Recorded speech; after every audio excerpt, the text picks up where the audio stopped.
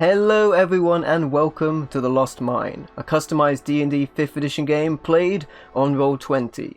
When we last left our heroes, they escaped the Cragmore Hideout with the aid of a dashing stranger by the name of Lucas, made it back to the Miners' Exchange in Phandalin, and gathered some work for themselves. They are to clear out a rowdy mercenary guild, locate a missing nobleman, drive off orc offenders, find Cragmore Castle, and ultimately get to the lost mine of Phandelver. But first things first. After their meeting in the Miners' Exchange, the group was attacked by the Redbrand Menace, who seemed to be trying to run them out of town.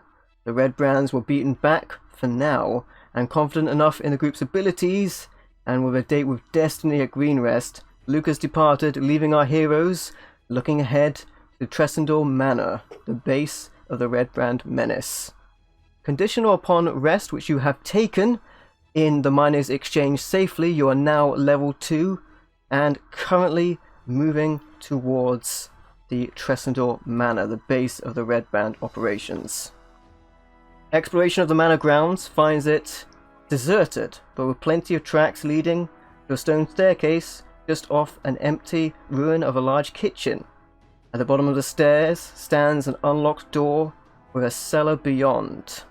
The door opens to a 5-foot wide landing 15 feet above a large cellar, with stone steps descending to the floor in 2 short flights. Another door stands beneath the stairs to the north. A large stone cistern occupies the western part of the room, whose walls are lined with kegs and barrels. And here you are. Alrighty, so does anyone see anything suspicious at all? Anything?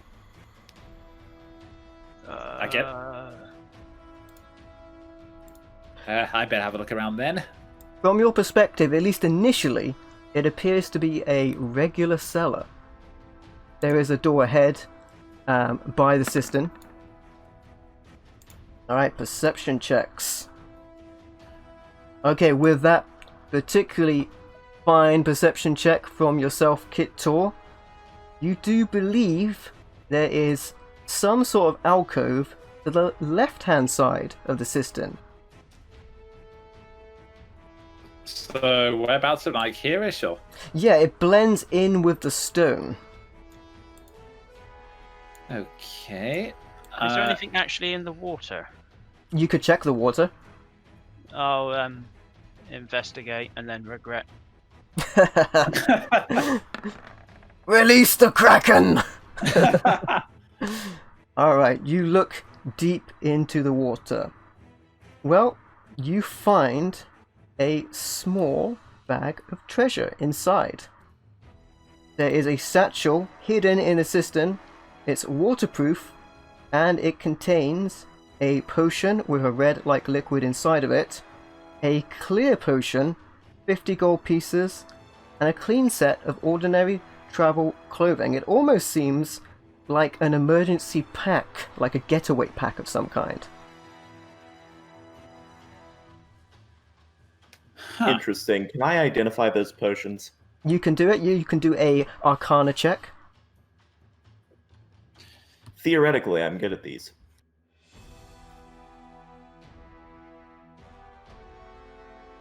Theoretically. Alright, you're That's- racking yeah. your mind on it. The red potion certainly seems familiar. You hold it up to several other very similar red potions to your inventory, and it looks near identical. But for some reason, you just can't quite put your finger on it. The clear potion... The clear potion seems to baffle you slightly. It almost seems transparent. Rock, you didn't... sorry. Loris, you sure you didn't drink while you were resting?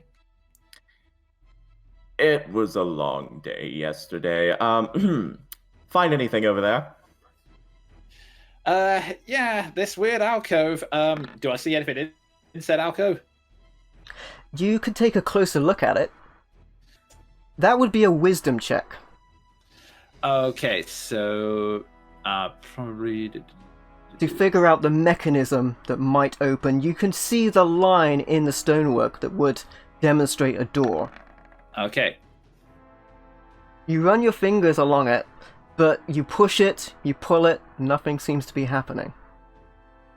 Okay, so there's this thing that looks like a door, but it isn't. Maybe I'm just seeing things. I don't know. Sorry, I was just tapping that. Maybe, yeah, you look and I help. Okay. I point him in the direction of it. Alright, you may attempt to do a wisdom check on the doorway as well to try and decipher how to get through.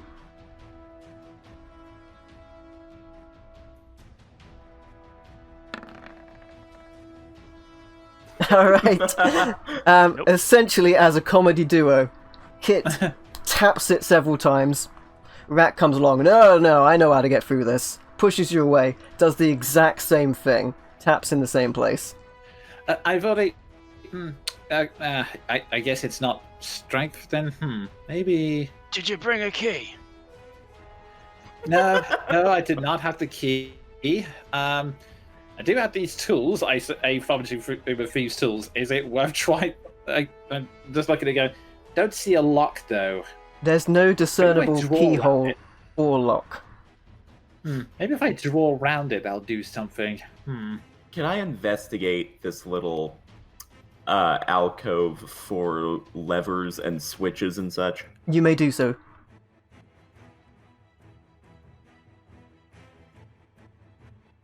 That's better. Alright, someone was bound to roll above 10 at some point. Eventually, you look beside that side of the cistern, and there is a lever that would seem to open the doorway. Right. Okay. I'll say I'll say to the other two. Right. Take it. Right. Think I found a way in. Might want to stand back for this, just in case. Okay. I sort of nimbly hop over this way. Alright, Just pull the lever. you pull the lever, and it slowly starts to turn. The stone wall slides back with a huge thud and slowly starts to grind downwards. It's at this time that the door on the other side swings open, and you see the familiar sight of the Redbrand Ruffians emerge. Intruders! And I'd like look, you friends. to roll initiative. No, we're just delivery men. It's fine. Alright, we have entered combat with Ark on 21. His program is immune to surprise, apparently. Kittor on 12. Rack on 10. The Ruffians on 7. And Loris on 6. Rolled a 3, but now adds intelligence to the initiative modifier at this level. Ark, it is your action as the Ruffians rush towards you. Well, I'll just move forward and start dispensing justice. And so you do. Justice shall be dispensed with your sword. Halt, creeps. And he swings away at them. However, your sword gets caught up on the stonework of the floor, splashes a bunch of water from the cistern towards them, but does not make the desired effect. Anything else you want to do? Well, I don't think there's much point action surging just yet, so I'll leave that be. Okay, Kit Toy. It's just a warning slash. It's fine. Yeah, exactly. It is your action. Okay. This cistern, it's not very deep, is it? It's Not at all, no. Okay, so no point using the walking water boots then. So I'm just going to. Also, cats don't like hop water. around. Okay, so are the walking? Okay, so are the water walking boots a bonus action or an action to activate? Command word aqua. I think being as he's a cat, he should be agile enough to balance on the wall of the cistern. It'll be a free action to use the boots. Command word aqua. Okay, but they did. Okay, but in character, do I know the command word's aqua? Yes, you were told it by Okay, Jamna. that's fair. In that case, even though the water is only like ankle deep at best, I am going to say aqua in order to hop onto it to avoid the water. All right. And then You shout the word aqua, because cats don't like getting wet. And you jump into the water. Just as you're leaping, you can feel your feet get very wet. As you're leaping, you are now walking on water, because your feet are filled with water as the boots slowly fill with water themselves. You land in the cistern about knee-high, wet from the water, because the boots function in a very literal sense, as you will be walking on water when you use the command word. Okay, so visually, you, as Kit lands, you essentially, like in some of those anime Ghibli films where you just see the fur visibly like stand on end, like saying, "Okay, you're gonna die," and I attack the guy closest to Ark. Alright, go for it. You're mad. Cats are always angry when they get wet. And with 13, that, so I'm guessing with that, it has distracted you sufficiently enough. It's not a hit. I'm gonna say with that, it's just like mad foot. Anyway, it's not actually accurate at all. Rack, it is your action. I'll go for an acid splash on the two in front of Ark. Not a problem. Dexterity saves for them. For the closest one, he rolls a 12, and the one behind him rolls a 20. So yeah, 5 to the one that made the 12. Alright. The acid splashes towards him, partially blocked by your allies. Anything else you want to do, Rack? No, I'm gonna stay there for the minute. Alright, it moves over to the Redbrand Ruffians. First one dives into the water to get a little bit closer. And they tend not to spread out with their attacks. There's going to be one onto Ark and two onto Kit Tor with the multi-attacks with the short sword. So Ark, you're taking 2 short sword attacks. One is a 22, one is a 7. 22 hits. Okay. The 22 does you 5 points of piercing damage as he sticks it into you. And then Kit Tor, unfortunately, you're right in the thick of it. So you're going to take 2 sets of short sword attacks on the ruffians, a 15 and a 12 from the first multi-attack. The 15 hits, the 12 doesn't. And then a 23 and a 6, so you're going to take 2 damage rolls in total, the first being 6 points of piercing damage. And then a followed up identical slice in the same place. It's twice as nice, but only for the bad guys. Okay, so that's that. Alright. And with that, Loris, it is your action, as you can see your allies getting cut up. I don't like this much. Do I want to hop on in? Come in, the water's fine. 1, 2, 3, 4. Yeah, I can easily get over there. Having said that, yeah, I'm gonna do that. 1, 2, 3, 4, 5. Just gonna get in here to give him something else to think about, and I'm going to green flame blade with my battle axe. Alright, go for it.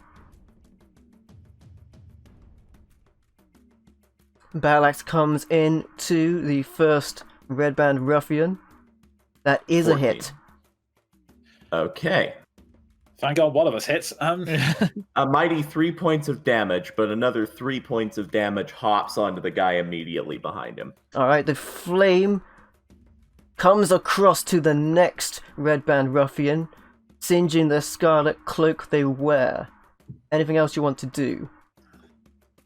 That is all. Okay, Ark, you are up. Let's have another crack at this. And another crack you shall have. This Hey. time, a powerful hit. Your longsword comes in to the Redbrand Ruffian, who's already taken some damage. Alright, you cut him straight down to the ground with your blow. He is down. And then could I move in to take his place to get onto the next one? You could indeed. Let's try and control these packs a bit, and that'll be that for me. Okay, Kit Tor, it is your action. Okay, first off, using my action to slice at the guy in front of me. Okay. Do you want to go for the guy directly in front of you, or the guy who is in front of Ark, who is already slightly injured? Singed, I would say. I'll go with this guy since he's directly in front of me. Not a problem. I was about to say you splash some water at him, but you go straight in for the kill, and that's going to be double damage, including the sneak damage as well. Oh, right, yes, so that's a 2d6. It's going to be a lot of damage. Alright. You are so mad. For that.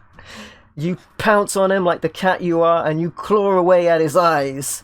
Eventually, that cistern is a pool of blood. As the water comes out, and I'm going to use my bonus action to disengage, hop out over here, and then just sort of literally throw the boots on. Going, wow, I feel slightly better. And there's a small dog-like shake as you get out to try and get the water off of yourself. Yeah, I imagine it's more like there's a slight shake, and then just sort of him desperately scraping his feet against the stone paving to try and get rid of the water. Your feet are still wet regardless because the boots are filled with water as the function. Yeah. Rack, it is your action. I'm just gonna firebolt the last dude. Alright, go for it. That is a hit. The firebolt hits him directly. It catches him on the shoulder and he yells in pain, but he's still determined enough to continue. Anything else you want to do? No, I'm gonna sit there. Alright, it then comes to them, and he is going to attempt to attack Ark with his blade. A 16 and an 18. No good. Alright, with that, it moves over to Loris. All right.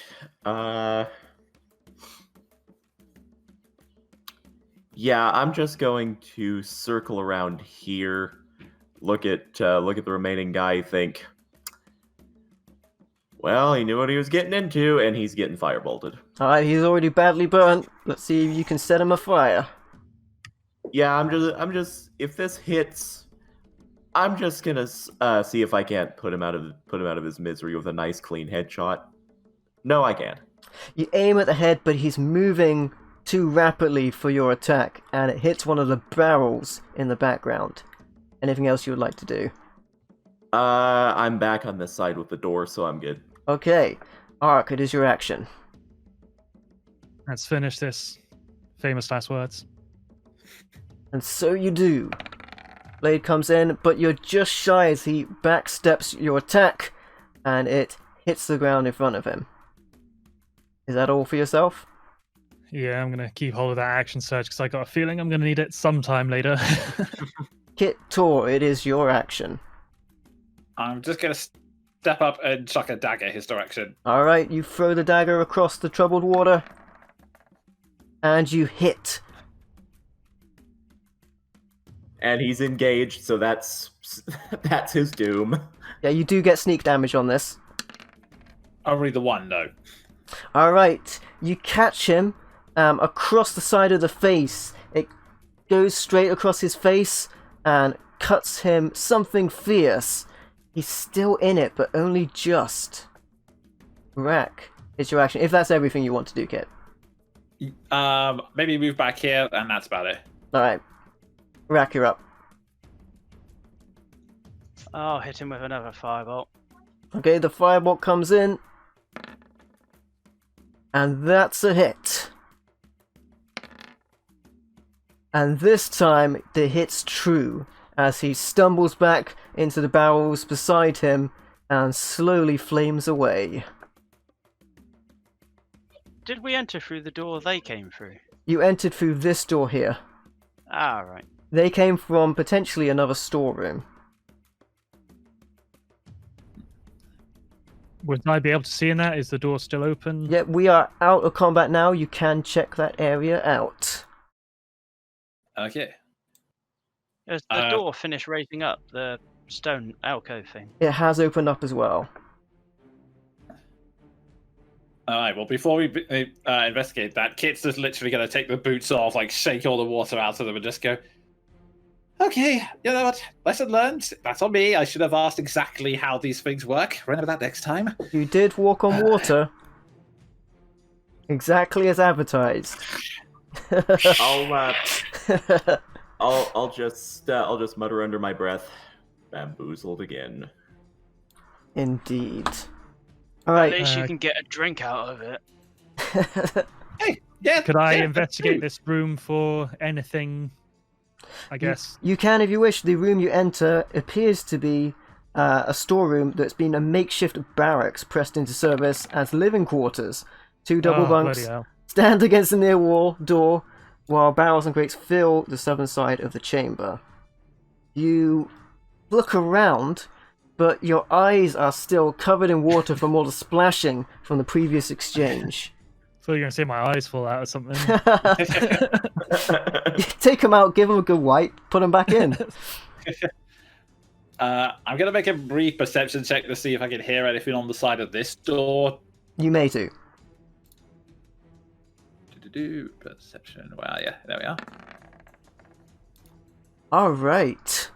You hear deadly silence from that location. Okay, I guess I'm going to carefully and stealthily nudge this door open just to see if I can see anything inside. It leads into a thick and dusty flagstone, somber hallway. The walls are decorated with false columns every 10 feet, and the double doors at the west end of the hall are sheathed in copper plate, now green with age. A relief carving of a mournful angel graces those doors. Huh. Okay, pretty room, but still no sign of red bandits, I guess. Oh, did you check under the beds? Initial inspection failed. I shall proceed with more aggressive investigation. And then can I start, like, just flipping the beds over? You can indeed. I'll make a search of my eyes instead of breaking stuff. Okay. You start looking around, Ark starts smashing up the beds and boxes. Alright, even with, or perhaps actually aided by Ark smashing up anything that's not of interest around there, you do find something rather interesting. 3 pouches, which belonged to the former Redbrands, each have a small amount of currency in them. The first holds 16 silver pieces and 17 gold pieces. The second has 12 silver pieces and 5 gold pieces. And the third has 15 silver pieces and 2 garnets, which are probably worth around about 10 gold each.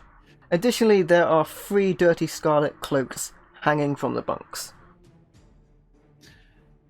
Now I've got this mental image of Ark doing the traditional detective... Rock doing the traditional detective-style investigation, and Ark just acting like Link in The Legend of Zelda and walking around smashing any pot he can find. And this. Yep. It's essentially like good cop, bad cop, except there's just no there's no suspect. It's just I just going in like flipping tables and stuff. And here you see the difference between a PI and a member of the SWAT team. I might take those cloaks just in case. Yeah, they're easily carryable. I'll just quickly run back and report to Lois. Looks like there's a very pretty-looking hallway that way, but probably this secret alcove is going to be more interesting, I think. Seems likely enough to me. Good to know there are 2 avenues of approach, though. Anyone on that side, this half seems quiet enough. I didn't hear anything so far. Well, that's something. I don't claim to be the most perceptive person, so you might want to take investigating this hallway from here. Okie dokie. I'm just going to go out to this corner, try and be as stealthy as I can, just to try and make sure I don't get jumped on, essentially. Alright, make me a stealth check. Alrighty. If I see Kit Tor being sneaky, I guess I'll follow suit. Okay. For following behind. Stealth your way out to the next area. It is a crevasse There are connecting bridges between the two sides of the area. It's much bigger when you get through this area. Very clearly a larger structure inside that was covered by the facade of being a cellar. A cold breeze fills this large natural cavern, carrying with it a faint scent of decaying flesh. A crevasse divides the cavern and is flanked by two rough stone columns that support the 20-foot high ceiling. Two attached wooden bridges span the chasm. Okay then. I just sort of quietly sneak back and just sort of report to the others. Okay. Well, some good news, bad news, and interesting news. Interesting news.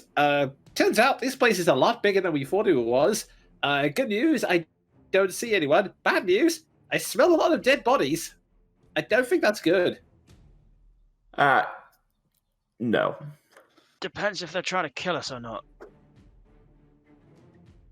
Well, the question is then: do we want to clear out the rest of this place that we can see before we go deeper, or do we just want to go onward and upward? I'm fine either way. Did that the passageway to the north? Did that circle round to meet the other place? It led to another doorway. I didn't enter it though. Yeah, it didn't get very far inside. It seemed to lead to a double door. It was very decorative. Well, I'm all for a good fight, but but if we go further in, I'd rather not be jumped from behind. That's fair. Okay, I'll go and see if I can hear anything on the other side of that one. So I move over there and once again press my ears against the double door. Alright, yeah, okay, okay, Kit, okay, whoa, there, buddy, whoa, Slow your horses. whoa, buddy. Okay, keep in mind I haven't actually touched the door yet. I'm just hitting. It's not the door, unfortunately. Okay, right. Shit. It's a pressure plate. Oh my god. Could you make me a DC 15 dexterity saving throw? Okay. Alright. Can he indeed? As you run across to the double door, the floor behind you comes away. Of course. With a classic Prince of Persia move. I don't imagine that kid just sort of speeds across and hears, what was that? Oh. Pretty much you turn around and the area behind you is non-existent. Okay, so there may be a trap door in this corridor I missed somehow. Right. Okay. And everyone else is on the outside looking in. I'll step forward and say, And that is exactly what I was afraid of in the hidden corridor. Right then. I'll move up as well. Let's see. Well, I've got rope. I don't know if that's going to help anyone here. It looks like there's just enough room to kind of creep around the edge with your back to the wall. That would be a DC 10 acrobatics check. You could also try jumping it. Same deal, but athletics. I'll say. First. I'll say. Well, I've never been especially known for my fine touch, so I think my best option would be trying to jump it. Would you like to attempt to, Loris? I think he's about to. I'll sigh and say, well, ancestors be with me, what can possibly go wrong? And I'll jump. Alright. Attention, before attempting to jump, I have rope. Same? Well, that'll help me if I fall in. Maybe wait for Kittor to see what's behind the door. Maybe he listened first, then we go. Yeah, fair shout. And I Well, poke. No one's Sorry, I'm no just gonna one's poke ever my- accused. No one's ever accused Loris of having common sense. Oh, I make it. Phew. Alright, you're listening to the door, Kit, but just as you do, a huge sound of a flying dwarf lands directly behind you. Okay, enough. Oh, hi, impressive. Yes, sorry about that. I figured the best place for me to be is over here in case something tries to kill you. Fair enough, fair enough. Well, I can't hear anything there, so I guess I'm gonna very stealthily and quietly try to open the door. Alright, give me a sleight of hand check. Ooh, sleight of hand. There we go. You reasonably stealthily push the doors. They are very big and very heavy, so they still make a slightly loud sound as they come through, but not quite as loud as if you were to push them aggressively. Okay. The room you enter is a crypt of some kind. 3 large stone sarcophagi stand within this dusty crypt, and propped up against each sarcophagus is a human skeleton clad in bits of rusty mail. False columns along the walls are carved with the image of spreading oak trees. The double doors to the southwest corner are sheathed in tarnished copper plate, which are the ones you have to come through. Okay, I am just going to carefully step back and say, right, so, there are coffins in there. I'm willing to bet, who wants to bet with me whether they come to life or not? Well, given what you smelled in the other room, that seems fairly likely. I've never fought against animated coffins before. Ooh, that's true. They could be trying to surprise us. Nothing Oh, happened initially when you came in. A I'm gonna try coffin. and shimmy across. Alright. Acrobatics of 10. A coffin mimic. Gods be good. You easily find your way across, Rack. At this point, Ark is going to tie one end of the rope around himself and then throw the other end to the group. Alright, give me a strength roll. I believe I'm the strongest member of the group, so if this works, I'll hold the rope. The strongest, other than Ark. Alright, the And I rope... threw that rope so I know, right? The rope successfully lands on the other side and not down the hole. Who would like to grab said rope? I believe I will Loris hold it for volunteered. him. Loris grabs it with both hands. I'll assist Loris holding it. Alright, you've got a hold of it as well. So, Ark, be a DC 10 jump check to scale the hole. What's the worst that could happen, right? Safety measures engaged. Attempting liftoff. Attempting lift off. Aw. Alright, not a problem. You launch yourself to the other side. You've never seen as dexterous a metal man before as this, as he quite elegantly leaps to the other side, almost as if there were rockets under his feet. Thank you for your assistance. Anytime. I would also like to point out of character that at some point in his canon, RoboCop did have a jetpack. Robocop 3, yeah. One of the better parts of the movie. With that, so Kit goes, I guess I'll try and creep back in and see if there are any other doors around. You're the best for it, so try not to get shivved by anything in there. Wish me luck. Just while it's going on, I'll pack the rope away in case it gets tangled or causes some sort of hilarity later on. Alright, Kit Tor, as you enter the crypt. Now, in fairness, you guys made a lot of noise, and a big metal man making a large leap is not exactly quiet. A door on this area of the room bursts open, and a Redbrand Ruffian emerges. Intruders! He looks around to the sarcophagi. Illithen! he says. And they begin to rise up. I would like you to roll your initiatives as those skeletons, upon the command word, come to life. Okay, so the good news is we're not fighting the coffins. And that's where that statement ends. As the battle commences, the ancient elven word is said of a long lost and great and powerful magical civilization which brings the dead to life. In this instance, Loris is on 18, the skeletons are on 17, Kittor is on 7, Rak is on 6, and Ark is on 3. So Loris... It wasn't a 1. It is not a 1! Loris, you are the first to act.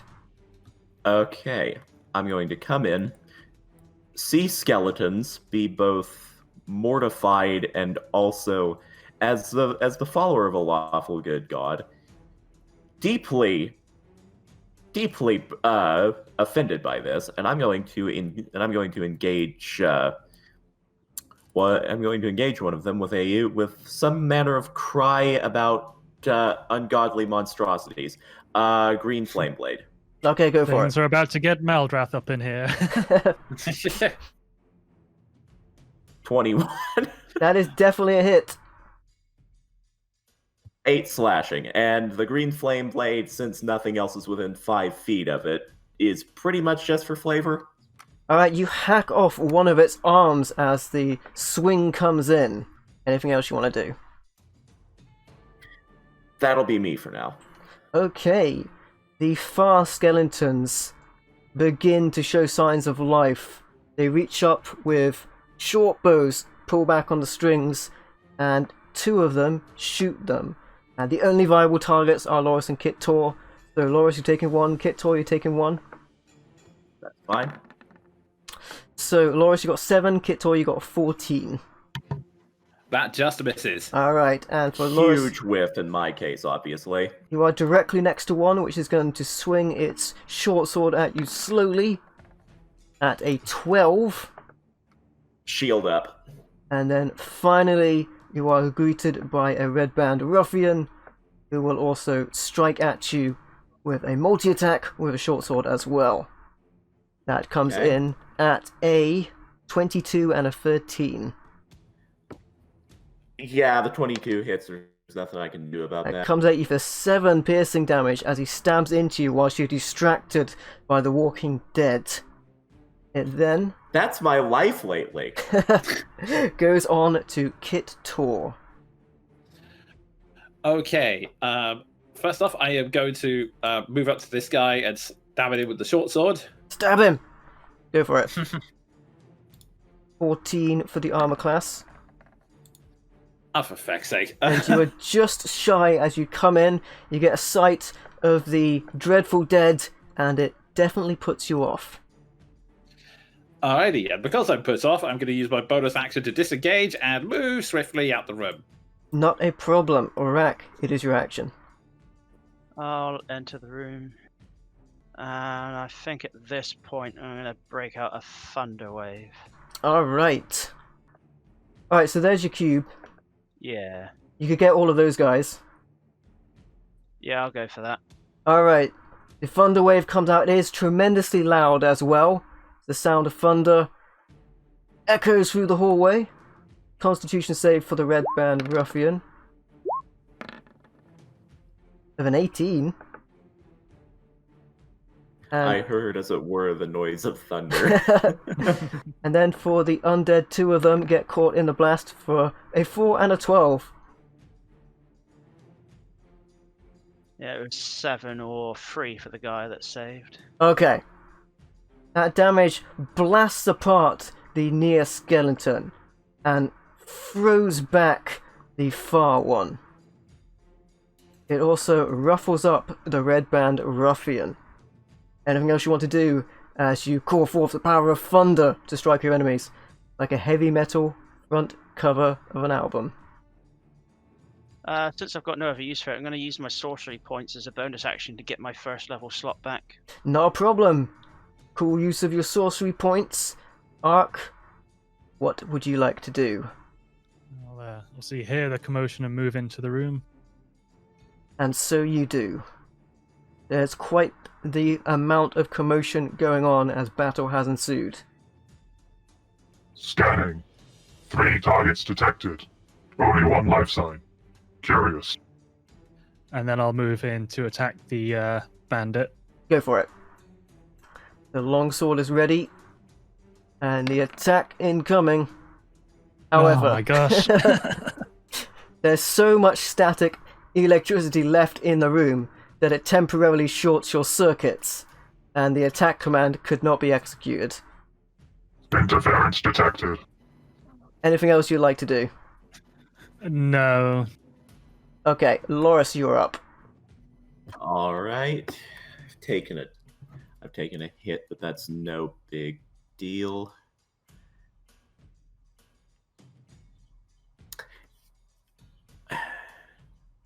Yeah, I'm gonna slowly move around the room. I know we're not using flanking, but I would like to be here in this position if I can. Standing on a pile of bones. How metal of Pretty you. much. Exactly. I mean, my last name is Gloryhammer. I'm going to Battle Axe, again, Green Flame Blade for flavor. Alright, the axe comes in as you axe him a question. 20. That is it. 10 max damage. You practically take his head off. He ducks at the last minute. If not, his head would have come away with his cape, which is caught on the edge of your blade as you swing it past him. He's considerably wounded.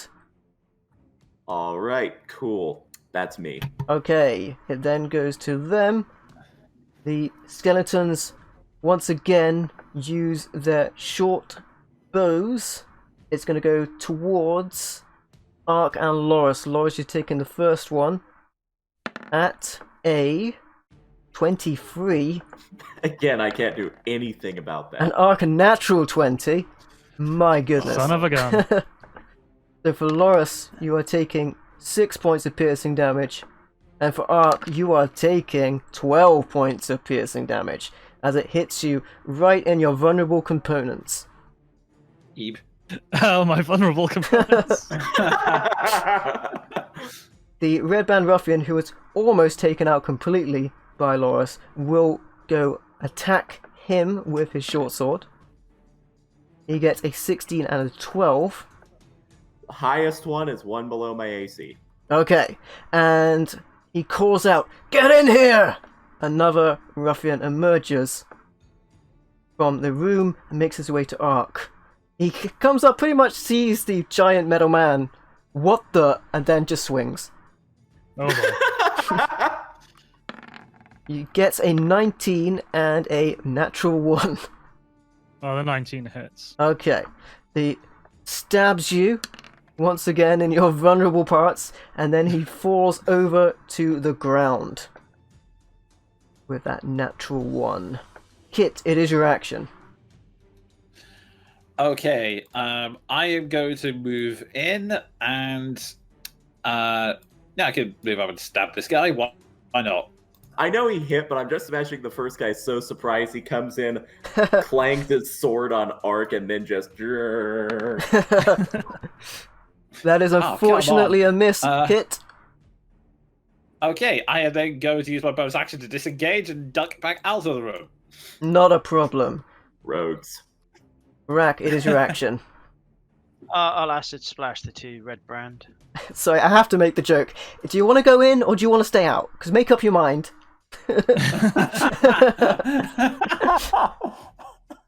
We'll just leave the door open for you then, right? Look, if you just install a cat flap, it's all fine. Go for it, Rack. Alright.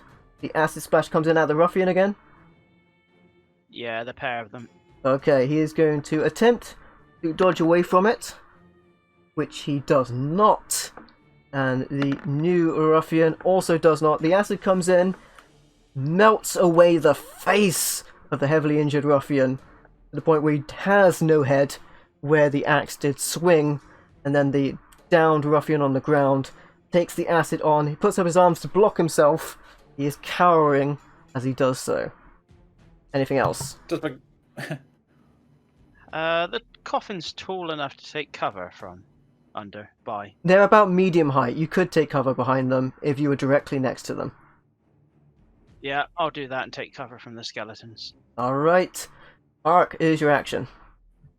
I can do a bonus action first, and then Yes. doesn't matter the order, does it? Right. So let's second win that, because that really hurt that natural 20. All right. You begin an update process to increase your functionality. And the second wind bonus action restores Plus you 2, so that's 8. back up to 11 hit points. Do I get advantage on this guy because he's prone? Yes, you do. Right, let's see if we can deal with him then. The blade comes down with advantage with him being on the ground. Good job too, because that was a sucky roll. It wasn't much better. Yeah, had to jinx it. Oh, Ian, why? I got enough problems with these dice without people jinxing this. then Ark, you need to stop going for the warning staff each time. I know. I'm just. All right, the update process Update those. stopped, and you need to restart during it, so you couldn't make your attack. Loris, it's your action. Okay, we all have potions, right? You do indeed. There will be an action to use the potion. Okay, so that guy's prone, so he'd have disadvantage on an attack of opportunity, right? When you're down, you have disadvantage on melee attacks. Yeah, he would have Yeah, disadvantage on melee attacks. Yes, I'm having a very mechanics-heavy turn. I would like to move around to the rear of this skeleton. From where you are, as you pass the ruffian who does at least attempt to take a swing at you with disadvantage, and an 11 completely misses, you can see that there are people inside of the next room behind bars screaming. Interesting, okay. Actually, no, I've committed. I'm gonna go for this one. Okay. Forgot to press push to talk. 17. Okay, the battle axe comes in, and that is a hit on that. 7 points of slashing damage. You slash him completely down back into the coffin, which is likely its own. All right. No comment. Just angry dwarf. We nicely packed away that skeleton for its continued eternal rest. It does go back to them. The Redbrand Ruffian rises to his feet, is very overwhelmed, but has no alternative but to fight on. Will attack the big metal man with his sword. Gets a 23 and a 7. How are they hitting so hard? the 23 hits. He does you 3 points of piercing damage, and the other skeleton goes for Loris with the short bow. It's fine. That gets a 16, which Just under. is below your armor class. Kit, it is your action. Okay, before run in, take a swipe at this guy, and we'll probably run back out. If this fails, which it does, so disengage, run back at. Oh God! I'm glad I'm not the only one having problems. You come in, make a wayward strike, and return once more. Rack, it is your action. Down I'll once pop up from behind the more coffin through and then the acid splash the two of them. Okay, that is going to be a dexterity save for the Redbrand Ruffian, who rolls a 16. And for the skeleton, who makes his dexterity save, and its dexterity save is a 9. So just 6 for the skeleton. Alright. The acid washes over it and shines those bones. Anything else you'd like to do? I'll just duck behind the coffin again. Okay, Ark, it is your action. Having been frustrated with several malfunctions, Ark is just going to pull himself up to his full height which I'm not sure how tall these guys are, but he's got to be at least a foot or more taller. Shorter than a warforged, that's for sure. And I'm just going to swing the sword straight down. And so you do. And once again... Right, I'm action surging. I've had enough of this. You take that action surge for the extra action. This time, your strike lands true. 6 points of slashing damage as you carve into his midsection and put a sizable slice of him. Anything else you'd like to do? No, that's all my actions. Okay, Loris, it is your action. Okay. I'm low on HP. I don't have to be within 5 feet of the other guy for this to work, so I'm going to come in. This skeleton just took damage, so I'm going to battle axe it with Green Flame Blade. Not a problem. Green Flame Blade comes in. Unfortunately, That's terrible. you just about miss it as it brings its bow up to block your battle axe with surprising effect. Okay, I've distracted it at least, which is the story of my life. That's me. Alright, it does come to them with the bow blunted on the battle axe. It then comes in for a short sword attack on yourself, who is directly next to it. And that will be a 14. And the Redbrand continues his epic confrontation with Ark with his short sword. I swear down if he asks. No, he got a natural one on the first attack, so he ends his turn. It is your action. Once again, zip in, try and stab this guy. Go for it. It's got to work at some point. This is where all our bad curses from. Oh no. LBL, stop saying things before we roll. You're ruining it. Why? That's going to stop you in your tracks, I'm afraid, Kit, so you will not be able to retreat. No. Rack. This is where all our bad rolls and curses from went. Oh, God. Rack, it is your action, my friend. I'll go with my one move. Alright, they're going to be an acid splash again. Let's see if they can get out of that with the dexterity from the Redbrand. You're looking at a 5, which is a definite fail. And let's see how dexterity favors a skeleton. And he gets a reasonably good roll. Huh. So, Pretty spry for a dead guy. the acid burns away almost to the point of completion, the Redbrand, but he's just about hanging in there, scarred and beaten as he is. Anything else?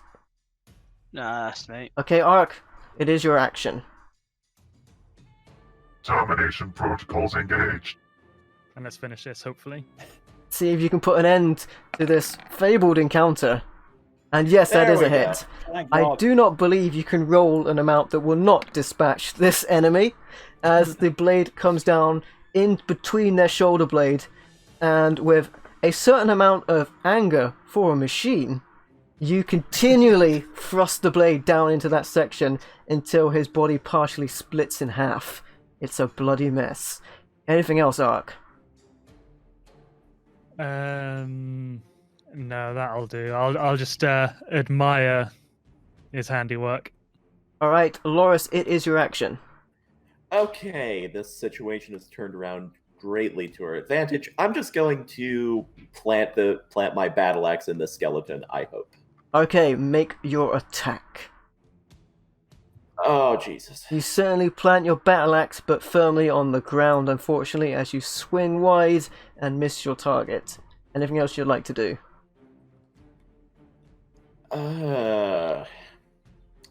Everything I can do requires a reaction. I'm not a very bonus action heavy character. That's me. Okay, the skeleton attempts to return the favor with its own weapon, and it rolls a 9, which is going to be no good. Kit, your action. Okay, step up, try and hit this guy, or just hit anything really. See if you can do it. That is going to be a hit. There we go. And I guess sneak because he's engaging. You actually Laura. don't need to roll the sneak because it's an overkill, as frustration Nice. from the melee gets the better of you, and you pounce on the target. And like my legs when a cat is being stroked on my lap, you go to town on it. You scratch it to pieces.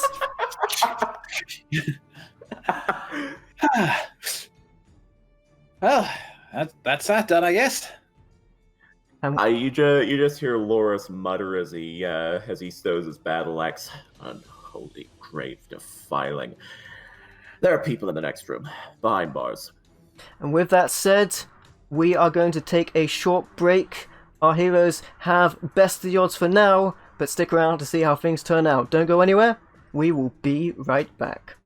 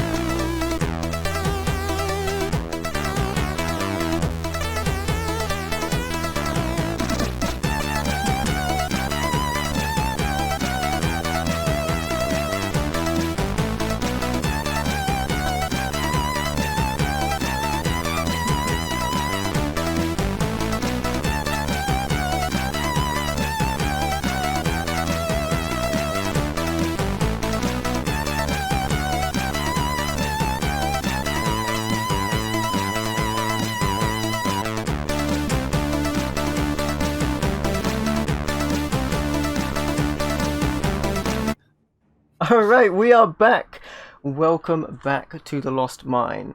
You find yourselves entering a long moon. Oh my goodness, can't talk. Welcome. MVL rolled a run for speech. Welcome back to the Lost Mine. The group finds themselves entering a long moon. I said the same thing about a long moon. What am I doing? Welcome back. The group find themselves entering a long room which is partitioned into 3 areas with iron bars walling off the north and south. Filthy straw lines the floor of those cells, the hinged doors of which are secured with chains and padlocks. A pair of disheveled human women are held in the cell to the south, while another is confined to the north, all dressed in plain grey tunics and have iron collars fitted around their necks. A heap of discarded clothing is piled carelessly against the far wall. Okay, I'm just gonna make a quick perception check just in case, just to make sure I can't hear anything behind that door. Not a problem, go for it.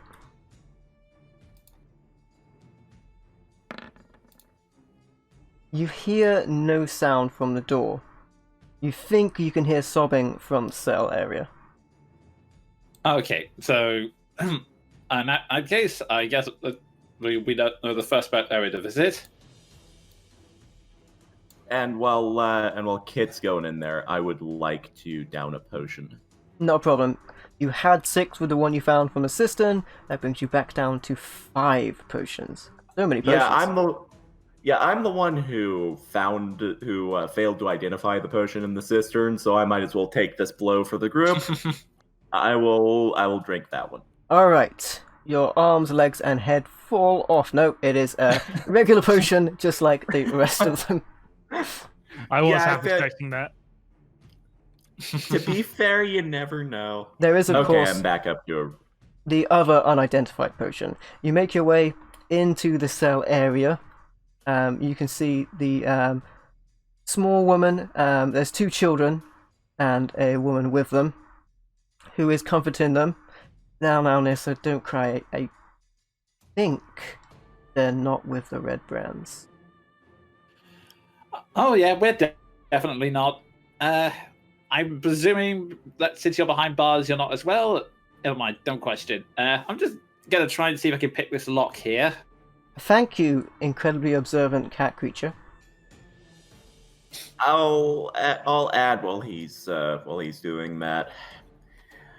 We're in here from the town as it happens. We were sent to make an end of these people. So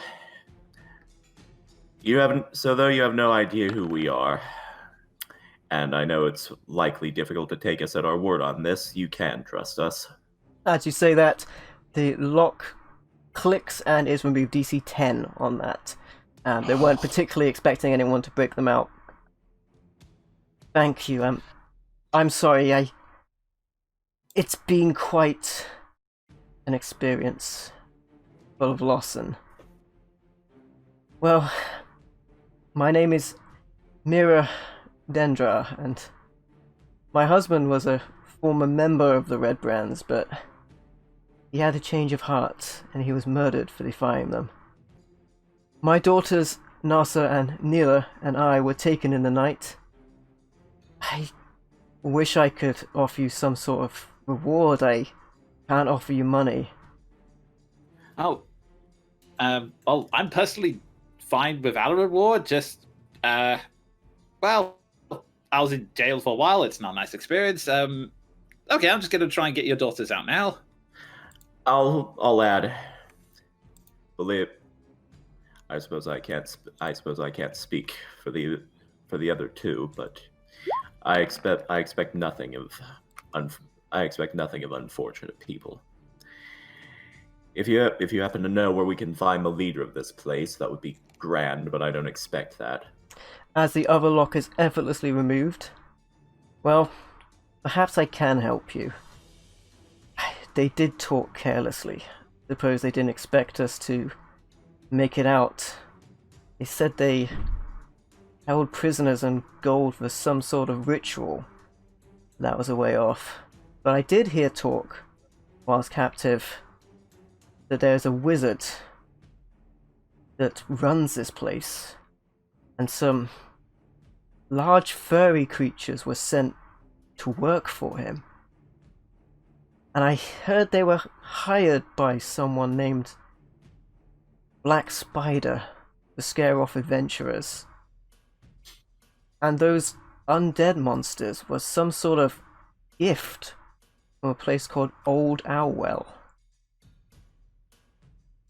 Like I said, I can't offer you money, but maybe I can do something. When I was a young girl, me and my family fled from Thunder Tree after the disaster, and the undead overran that place.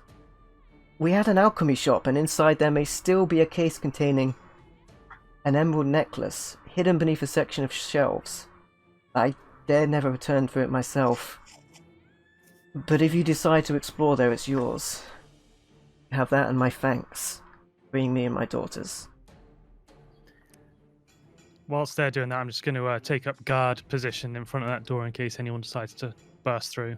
Not a problem. I'll say that alone is more than I would have asked of you. Can you get Thank out you. on your own? Well, I think so. And she starts to leave. After a couple of moments, as her and her daughters make their way out, you hear them tread away a little bit, and then there's a oh. And she comes back. You know, I might wait for it to be safe. I'm not sure myself and my daughters could make it past that obstacle. Oh, if you're talking to... Oh, right, the pit. Yeah. We have rope, if that helps. I'm afraid that would still require us to climb across. I'm in quite a weakened state myself, and my daughters less so. If you're safe here, we should be able to bring back maybe planks later. This place might also wrap around. Quite. But I do thank you tremendously for your deed in saving us. I'll wait here for now, and with my daughters, perhaps they won't suspect us to escape. I pray. I have a quick question. Do these doors open from the... do they swing in toward this room or out toward the hallway? They go both. Okay, so blocking them wouldn't be of much use. In that case, I'll say, well, best then for you to remain here. We'll see what we can do of clearing this place out of this menace. Once again, you have my thanks. And I think nothing of it. I pray for your safety, and I hope well of you. Take them down And I for me. That's the plan. And I will join Ark. Okay, so quick question. What was the sarcophagi made of again? They're stone. Right, so it might be a bit too heavy. You could attempt to make one as a... No, I shouldn't say that. It wouldn't fit across the gap. Mm. Yeah, it seems like it. Pile of clothes. If there's anything hiding in there. For the most part, it is provisions of captives that have been there. It kind of looks like they're sort of waiting for you to leave so they can get dressed. Yeah. And and once we're all convened, I'll look at Ark and say, well, the rest of us have taken damage, but I think we're in relatively good shape. I don't know exactly how you work, friend, but would you care for our last bean? You look a bit like you need it. Beings have historically been successful at restoring me. I would thank you for it. Freaking love Ark. Okay, everyone in agreement that he can have the 2d8 plus... what was it, 2d8 plus 2 It's bean? in the journal. Yeah. It is 2d8 plus 4. Yeah. 2d8 plus 4. Everyone in agreement that Ark should take that because he's looking kind of sad. Yep. Right, Bean is yours. Happy days. That'll be 13 because it's plus 4. Should sort me right out. Now, as Ark is somehow, as a robot is somehow healed by eating, I'll say to the others, right, onward ever upward. Yeah, I guess it's just either looking for that door or just going back the way we came. Alright, being as Ark is by no means anywhere near stealthy, he shall step aside and allow someone who's a little bit more fleet-footed to take the lead on this one. It appears to go 15 foot directly forward, where there would appear to be only one door.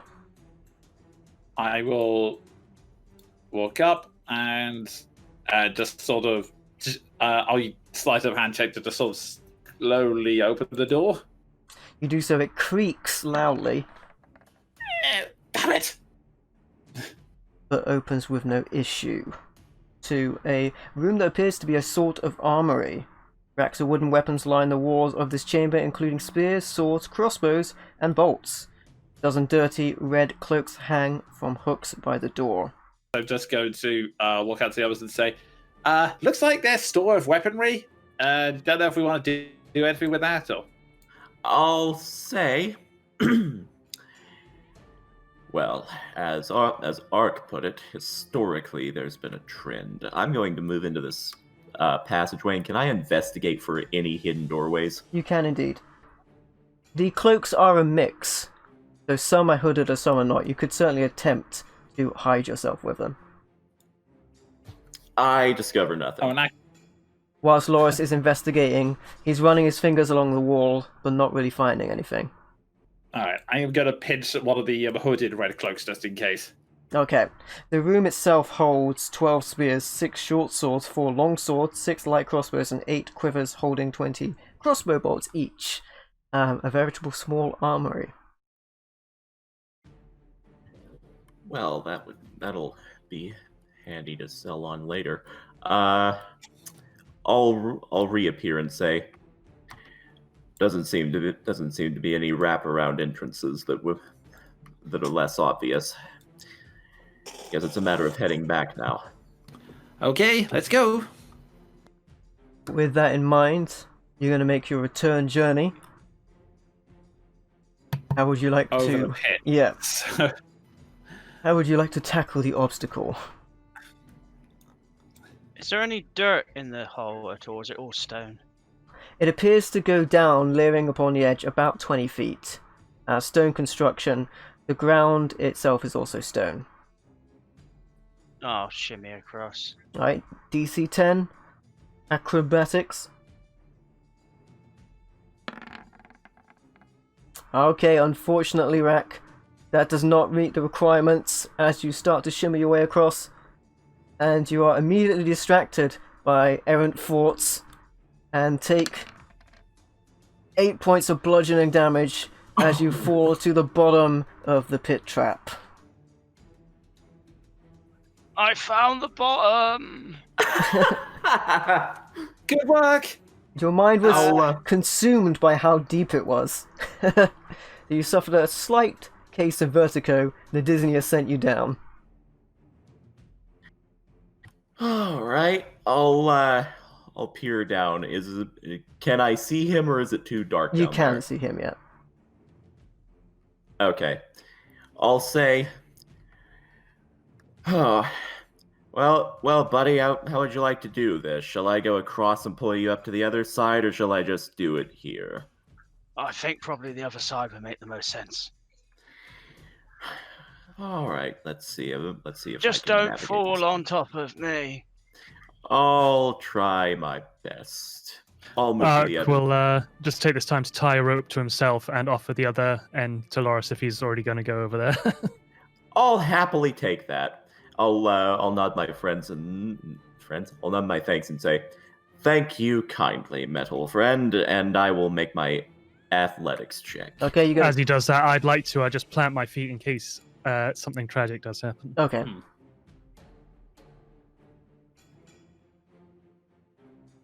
Alright, you make Made it, it. but only just. Your feet start to sway on the edge as you feel yourself tipping back, but you hold steady. Just Cool. before I go over, I'd say, wait a second. Since we're doing this anyway, I have a an idea. Remind me, there were very small children over there, right? Yes. Okay, the first thing I do is I just sort of knock on the door. Hello? Are you guys changed? I mean, I'm a tabaxi, so it's kind of difficult to know what decency is in that. The door opens slightly, and a mostly dressed woman answers. You again. You're my favorite. Hello. Hello. Okay, so we're about to go over the pit anyway, and the thing is, I'm quite acrobatic, and I think I can carry the children, and we also have a big, heavy guy, so it might be, and we also have ropes, so I was thinking, and this might sound crazy, but I think it could work, if you just kind of leap onto our backs, then we can just take you across so that you can start making your way out of here. Carry the children over the hole, a big hole, where they could fall and break their legs. Sorry, short fuse. A lot of stuff's happened. No, we're gonna wait for a safe way to get past. Sorry. I mean, one of our guys has already fallen down, and he's fine. He hasn't broken the legs. In fact, he could probably catch them before he could get down. Oh, that fills me with confidence. Thank you. No, we're still gonna wait for a safe way across. But Okay, good, well, good luck. if you're sure. All right, thank Closes you. the door whilst you're talking. Okay. Then no one's willing to do the idea. Fair enough. Can't unwin them all. The door partially opens as you're leaving. Sorry, short fuse. Very grateful, but no. No, I understand. All righty then. Forget what I said. Anything? Let's try and leap over this together, I suppose. All right, go for it. Acrobatics don't fail me now.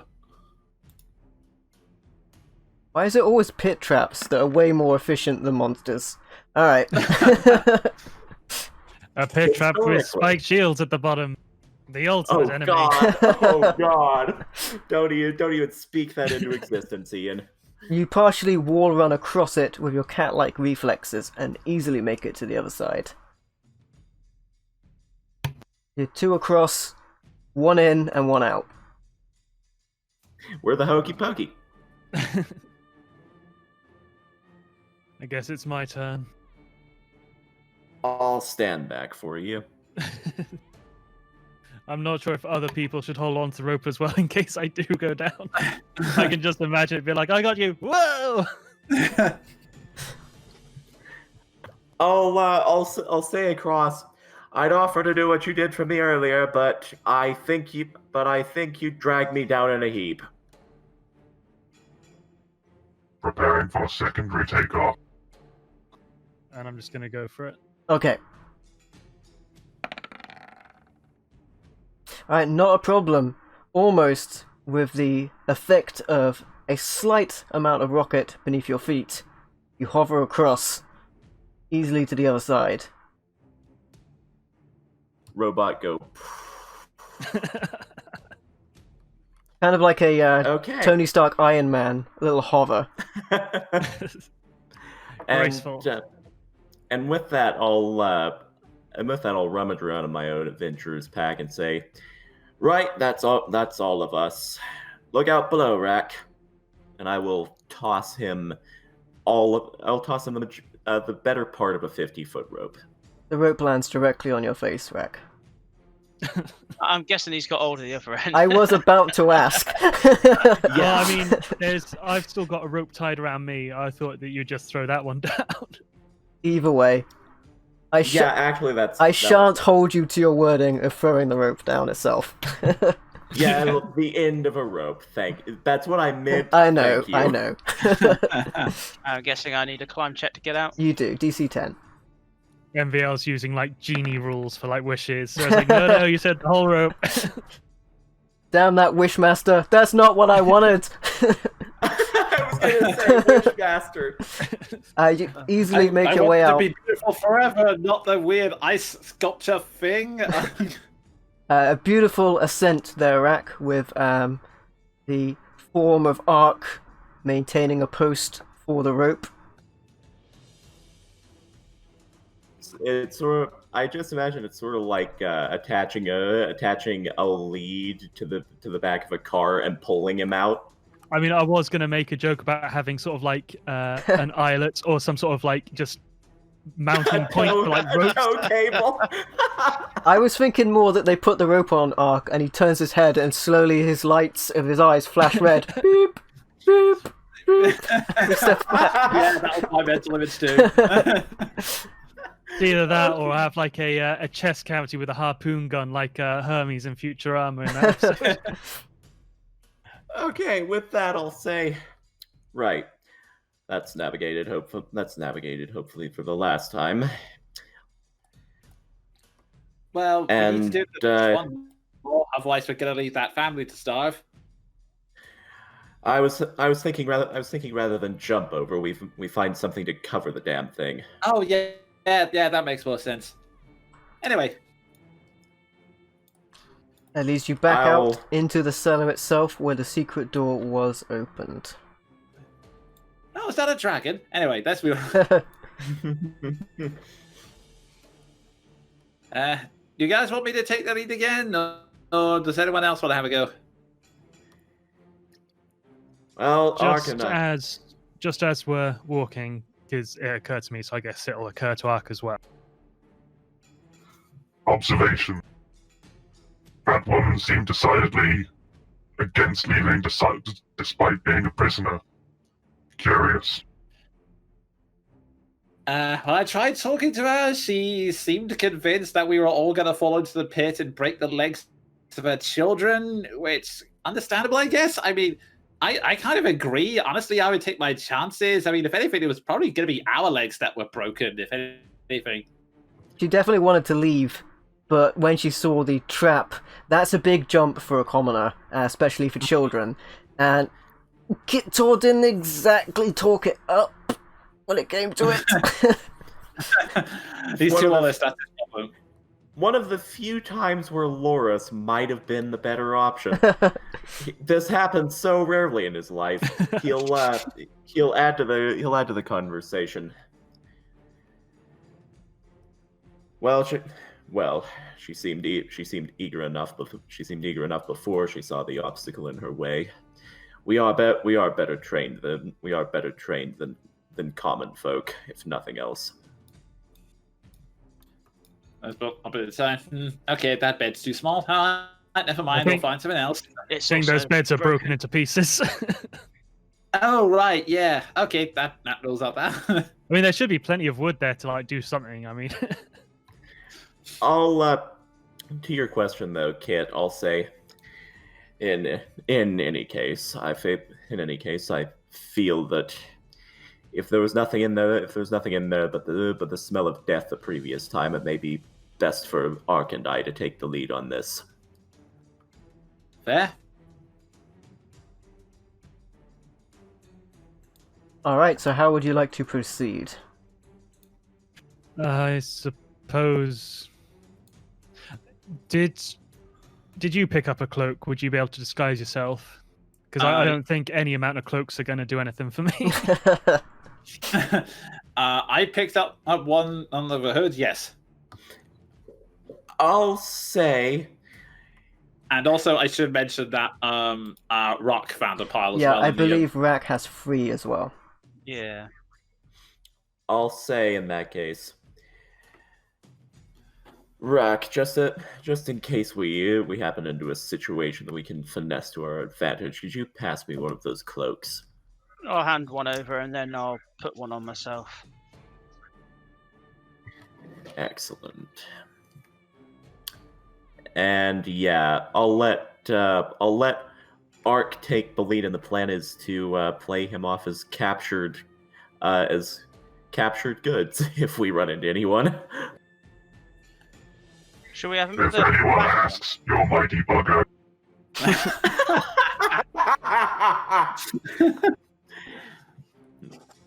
Never been called that before, but it works. So yeah, right. I'll take point, and we'll, I guess, carefully make our way up, because I don't think I've got any chance of finding traps.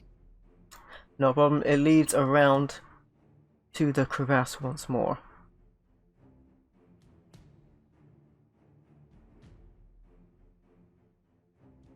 The area has 2 rope and wooden bridges to go past. It also leads up to the north as well, to what looks to be a storeroom and work area. And that place is the end of the large natural cavern, but it has been finished with dressed stone blocks, walls and flagstone floor. Several barrels are stored against the wall here, along with a number of empty crates, straw for packing, hammers, pry bars and nails. Cavern continues for some distance to the south. You can make out a natural passage that opens up to a larger cavern, and there's also the large deep pit in the floor. Would those bridges be able to take my weight? That is a very good question. Make me an intelligence roll. I would like to also make that roll. I don't know if it has any bearing on this, but I'm proficient in Smith's tools, so would I have a better idea mechanically of how they work? I would say so, yeah. Okay. So I'll make that. Can I add my proficiency? You can bonus? indeed, yeah.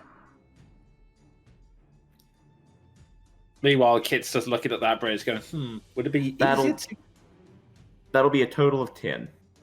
You wonder if it could be a bridge too far, but it does seem stable to your estimation. Okay. Meanwhile, Kit's just in the background thinking, okay, so would it be easier to recreate one of those, or should we just nick it on our way back and place that over the pit? Well, I suppose we could roll it up and take it once we're gone. Either way, they're sturdy enough, but I'm not sure if they'll necessarily hold our friend here. Also, talking about taking one for the other family, like I don't think there's going to be much place to actually nail those or hammer those. Yeah, this is not. gates in. Yeah. The Jonin knows that. Kit is optimistic. Yep. So To clarify, the other areas had a finished floor of a different construction. This is sort of more a rocky area where the posts have been nailed in. Probably wouldn't work in the other areas of the chamber with the floor as it is. But Kit is optimistic. So given Ark's uncertainty about that bridge, he's going to carry on going north to investigate over there. No problem. Okay, follow on.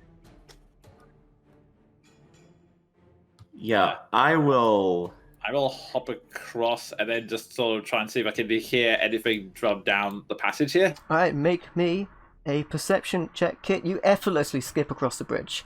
When you're going through, you can see the area beneath does lead out some distance to the south, naturally. Probably goes to the outside, to the forest. Some way away, though. But it does. Okay. Okay. Kit, whilst you're all alone on that side, listening away, you hear, "You're not supposed to be here. I should cut you. I should break you. I should eat you. But the wizard made a deal. Can you do better?"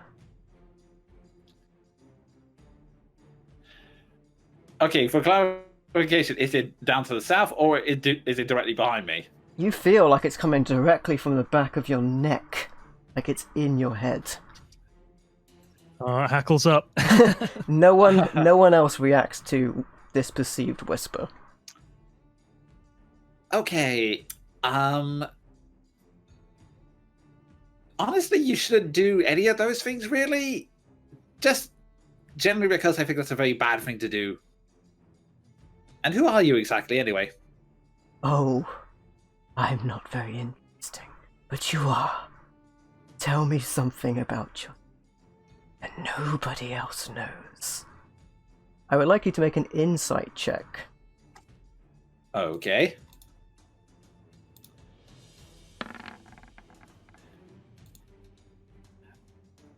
Alright.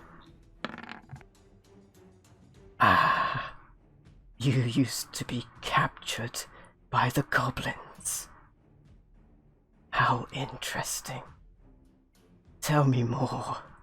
Was it painful? Did they humiliate you? It's so sweet. Yeah, pretty much. That's all of it, really. But honestly, that's kind of why I try to be a bit more positive. You know, can't really think of anything worse than what I went through back then. Although I'm curious, why are you so focused on the negative? What happened to you? Oh, there can always be worse. And I've seen how bad it can get. And I can make it 1,000 times more. The voice drifts away. For the rest of you, Kit was talking to nobody out loud. Yeah. Oh, I was gonna ask if we happen to notice this. I'll call over. You all right over there? You seem to be talking to nothing. Oh, really? Oh, well, that's great. So, invisible, creepy voice trying to find out my secrets and kill me. Okay, great. That's fine. That's all fine. It's all good. Cool. Okay. Is there a check I can make to locate the source of this voice? You could make a perception. Oh, my great perception roll. Natural 20. Nice. Wow, that is a fantastic roll. Your natural 20, with your perception, you can see something scuttling in this direction. It looks like it's on the roof of the chamber, scuttling towards that direction.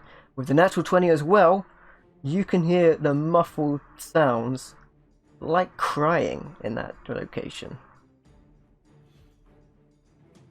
I'll look up, see that, and say, "Well, friends, I think we found Kit's conversation partner."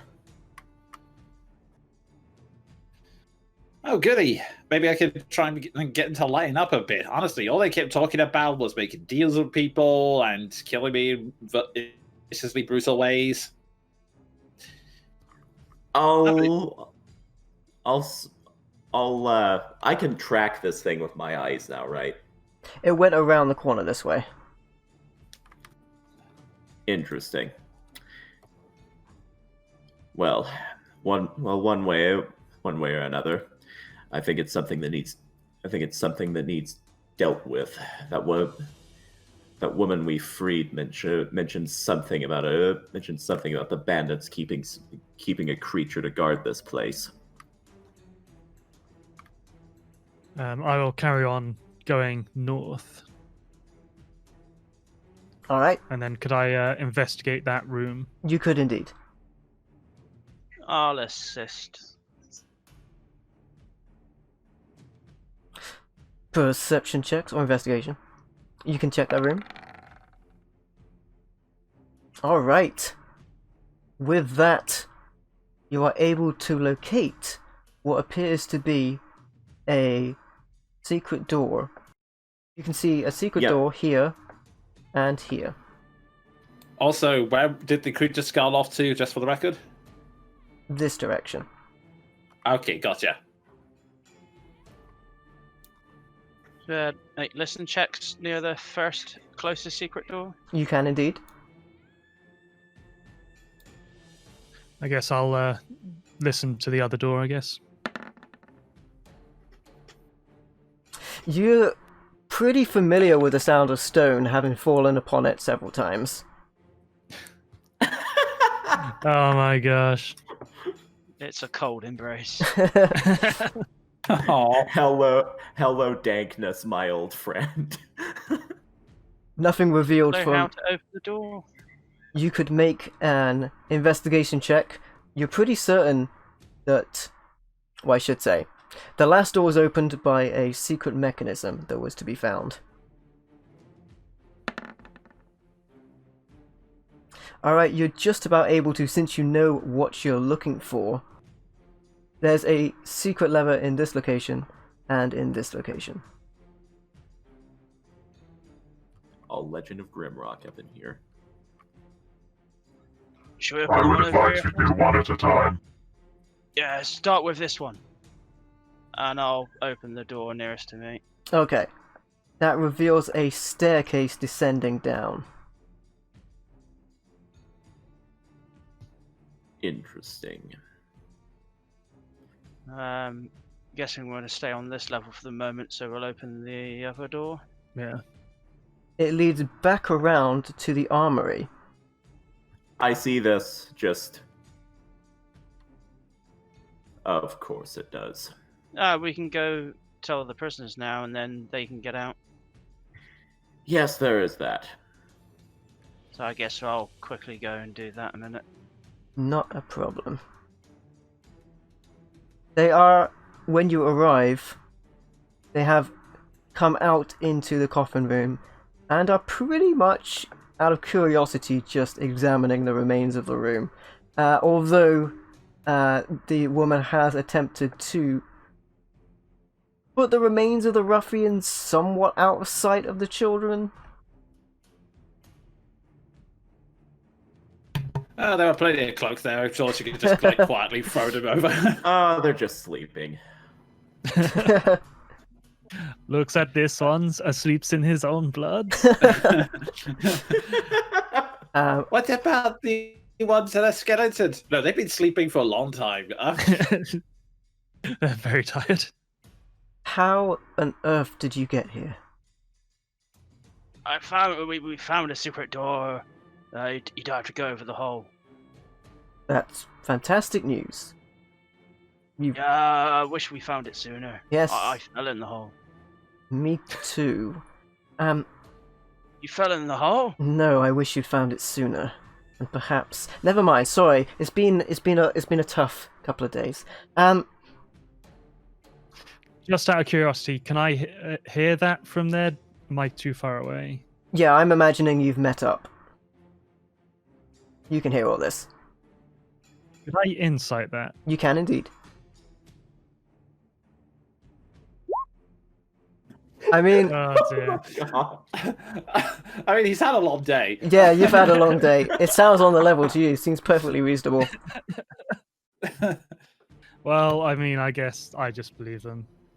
Indeed, it's been a tough old time for the robot man. It ain't easy being a giant hulking robot sometimes. If you get stuck, shout. Maybe. I mean, is it safe out there? Can we get out? Does it lead around to the entrance? It's a Yes. long way around. Our friend was speaking to no one, but I don't know. It seems safe. I haven't seen anything. Speaking to no one. Yeah, he was on his own lots- talking. He might be mad. I haven't known him that long. I mean, one more thing. I thought it was nonsense, but I heard them speaking of some sort of eye monster. Eye monster. I mean, I thought they were just trying to scare us. I don't know monsters' eyes. We're all in earshot of this, right? Yes. Can I roll Arcana or Nature or something, just and like try to piece together that with what I saw and what Kit was doing? You could give me a general knowledge roll. Okay. 16. Okay. You're not familiar with this particular kind of creature. Nothing really stands out to you. But from what's been discussed, you believe it was probably communicating by some sort of telepathy. That sounds about right. I'll pass that along and say, well, from all I remember, I don't recall reading of any creature specifically like that, but it seems it was likely communicating to Kit telepathically. Yeah, it I'll- felt really weird, honestly. But hey, on the plus I'll add side, to it that. runs away. I'll add to that for the time. It might be worth all of you staying here while we clear out the rest of this place. There can't be much more of it. I mean, you don't happen to know if there are any more secret doors we have to be aware of? No? Okay, fair enough. I see you're giving me dagger eyes. That probably means it's bad. Okay, fine. I'll walk off. We've been locked in the cells. I hear little bits. Honestly, I'm just glad to be alive. So there's Hey, totally. some sort of creature out there, so it's not safe. Probably not. I mean, all it did threaten me. It did also ask me for really personal secrets. That was a bit unfortunate. So, okay, yeah, maybe it's better if you stay here. Ooh, what's over here? And I just awkwardly walk off to the next door. I wish you good luck. I kind of wish there were different adventurers. But I do hope you're able to clear this place out.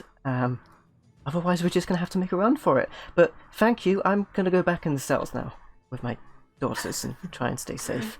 You stay safe too. Yeah. Okay. Oh God! The secondhand embarrassment is so strong today. Just as she walked off, try not to fall down any more holes. Sound advice. I'll walk off. Thank you.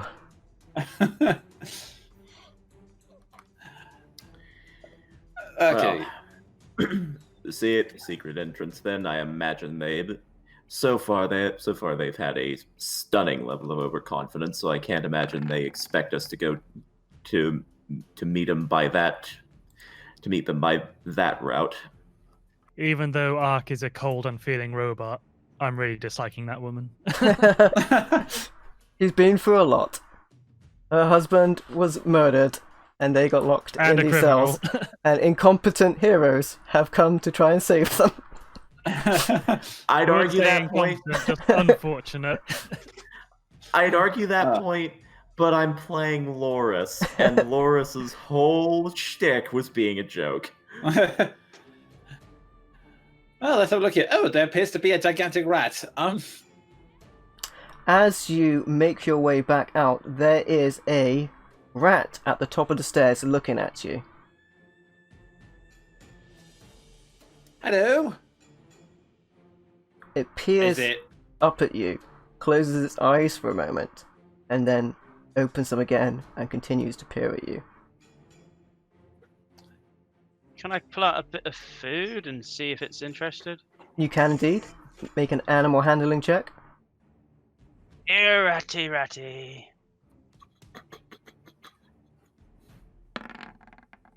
Giant rodent detected. Deploying feline countermeasures. Okay.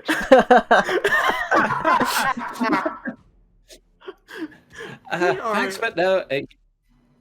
He seems to be doing something. Hey, let's see how it does. It takes the bit of food, attempts to bite you, but then scurries back. Otherwise, unless accosted, it's going to run down the steps. Oh, I'll let it run off. So it does. Why does everything try to bite me? It's okay. It's they just don't understand you like we do. By the way, you haven't bitten me yet. No. But by the way, just a question. That rat didn't ask you to think about personal secrets from your past that you really don't want to think about, did it? Do rats normally do that? No, not from my understanding. But then again, I didn't think anyone did that until literally a couple of minutes ago. So. Certainly is a game of cat and mouse, that's for sure. Whatever's happening, I smell a rat. Oh god. So in character again, Kidness goes, so do we follow the rat or follow the creepy voice talker thing? I'll add. Well, again, I can't be sure, but so far they've had a stunning lack of foresight. So I imagine they're not expecting us to come at them via this entrance. You got a spectacular perception roll earlier, so you saw the creature running away to the south direction, not through the hole that likely led to the forest, but down some steps where there was some sobbing in the distance. I'll add. I saw whatever that thing was talking to Kit. I saw it disappear down through the entrance to the south. I thought I heard crying in that direction as well. It might be worth pursuing, but we might also be heading directly into a trap. Tend to do that a lot lately. Touche, Rack. Plus, if the cry is genuine, then it's someone who needs help, so might as well go see if we can help them. I'll say. Normally I would agree, but there is the chance that this stairwell will lead us to a position where we can get the jump on them rather than the other way around. Suppose that makes sense. And given our past track record, even if we do rescue people, they can't leave right away due to fear of giant holes and anything else. So, yeah, I'll go with you on this one. Right. Onwards and upwards, as it were. Rack, do you want to take the lead? Do you want to take the lead and follow the rat, or should I? I don't think the rat liked me that much. I'll take that as me. I shall descend. Okay, Loris, you start to make your way down the steps, which don't appear to lead anywhere. As soon as you step on the steps, you hear a click, and it becomes a slide. You hurtle downwards as a spear emanates from the wall directly at face height. I would like you to make a DC 15 dexterity save. Okay, I would like to use my reaction to add +4 to this. Not a problem. I guess since I followed, I have to do the same. It will be sprung at the time, so 13. still not enough, I'm afraid. As you hurtle into the stabbing weapon, you take 7 points of piercing damage. It's not just your ego that is wounded from that. Like a rat into a trap. I'm assuming that when the trap is sprung, I would have heard that. Yes, indeed. Okay. Shortly afterwards, Rack does come sliding down after you. Wee!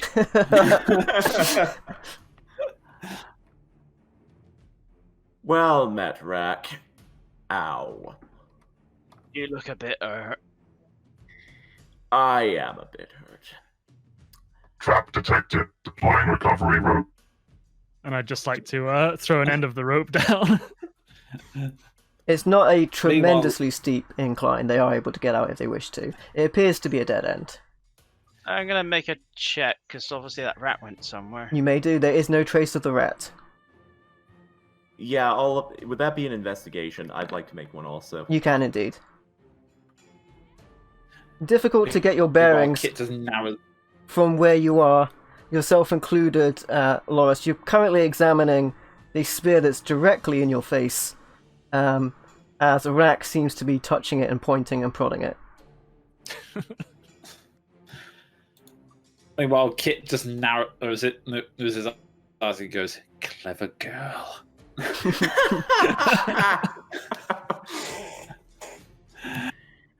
Well, that... I have been accused of this many times, so that was not my wisest decision. Rack, shall we go the other way? Yeah, rat's just gonna walk off. I might as well make one perception check just to see if I can see the rat. You can indeed. Oh, the heck of it, why not? Likewise, when you get there, you're kind of distracted by the trail of blood and bruised bodies that emerge from the chamber. You're distracted by the blown apart remains of whatever dignity Loris had left in his life. Okay, so it's alright. Ooh! Wow, that trap was worse than I thought. You got a little spear tip in your face. You've got red on you. Got a little something right here. Paradoxically, I'm having a flashback to a character that will be introduced in a later video. I'm just going to, a little more wordlessly thinking that it's amazing how he could possibly hate these ruffians more. Loris is just going to follow the party now, wherever they decide to go.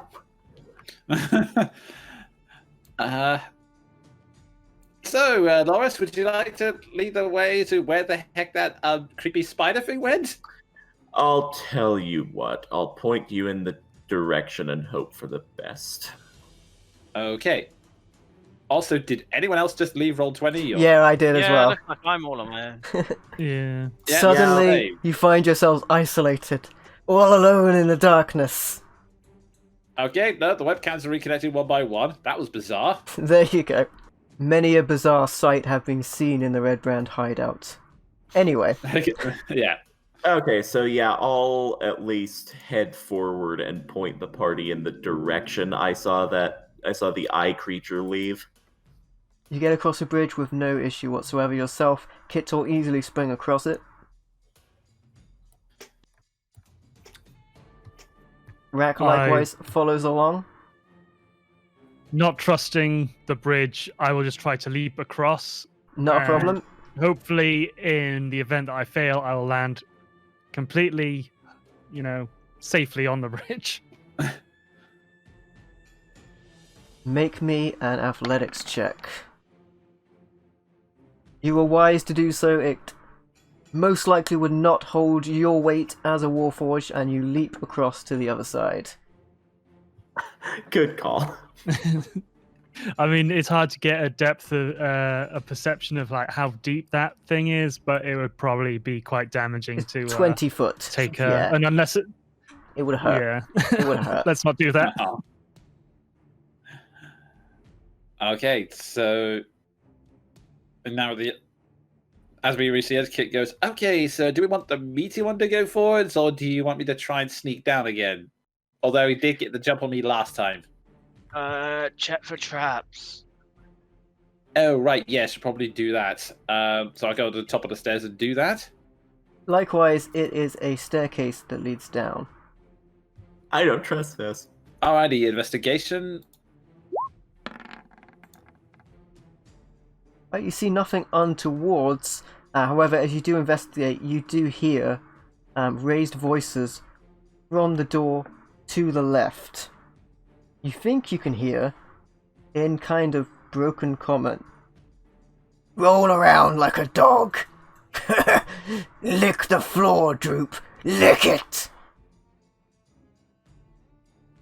And sobbing. I turn back to the others. Okay, so either they humiliated the prisoners, or there is some interesting forms of roleplay going on. I think it's the first one. I'm so glad you made that joke, so I didn't have to. I'll say, at this point, nothing would surprise me. Someone other than me would probably be best served to go forward. I would say Ark, but he just left. You're pretty sure he's taken a scheduled update.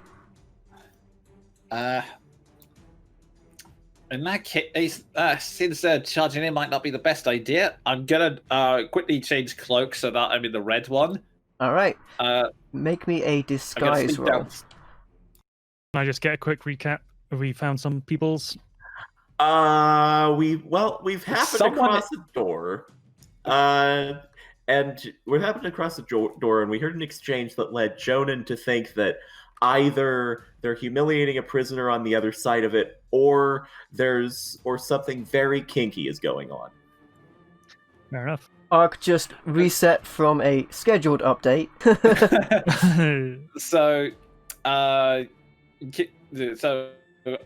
I guess I've already committed now since I'm in the cloak. So in that case, I'll put the cloak on, and then I'll just sort of knock on the door. Hello, mission report. Sorry, what's the disguise roll on this? Essentially a deception. Oh, deception. Oh, okay. Do the rest of us have to follow suit if we're putting a cloak If you on? are disguising, yes. That's very good. Alright. The door swings open, and said large furry creature is a bugbear ahead of you. In the room, it enters into a guard barracks. This barracks contains 4 roughly built wooden bunks with heaped up blankets and dirty dishes scattered about. A strong smell of unwashed bodies and rotten meat fills the air. 3 tall furry humanoids are lounging around the rest, barking orders at a sad little goblin that demeans itself for their amusement. Your sudden appearance causes the goblin to faint. He ain't seen nothing yet. I thought, slowly adjust the hood, and then I just sort of say loud enough so the others up the stairs can hear. Yeah, I'm sorry, I didn't mean to disturb you 3 bugbears in your goblin bullying, but one of the traps has started malfunctioning. One of the prisoners slid on the staircase trap, but the spear didn't come out, so they were just like mildly convenienced and then went on their way. I mean, we killed them obviously, but that said, I think we probably need to fix that pretty soon. You look different. Are you new? Oh yeah, very new. Like, honestly, I'm still wondering my way around here. In fact, I'm not 100% sure it's in charge. Is it you guys? It's probably you guys. You're pretty big. Traps. Prisoners. The Black Spider sent us here as backup. We kill things. If you need that, we'll kill something. Until then, Tell the wizard we'll amuse ourselves. Oh, okay. Where is the wizard, by the way? I'm still trying to get my way around this place. I mean, I nearly fell into the trap myself a couple of times. It was not fun. The rest of your lot are up there. He points ahead to the corridor beyond.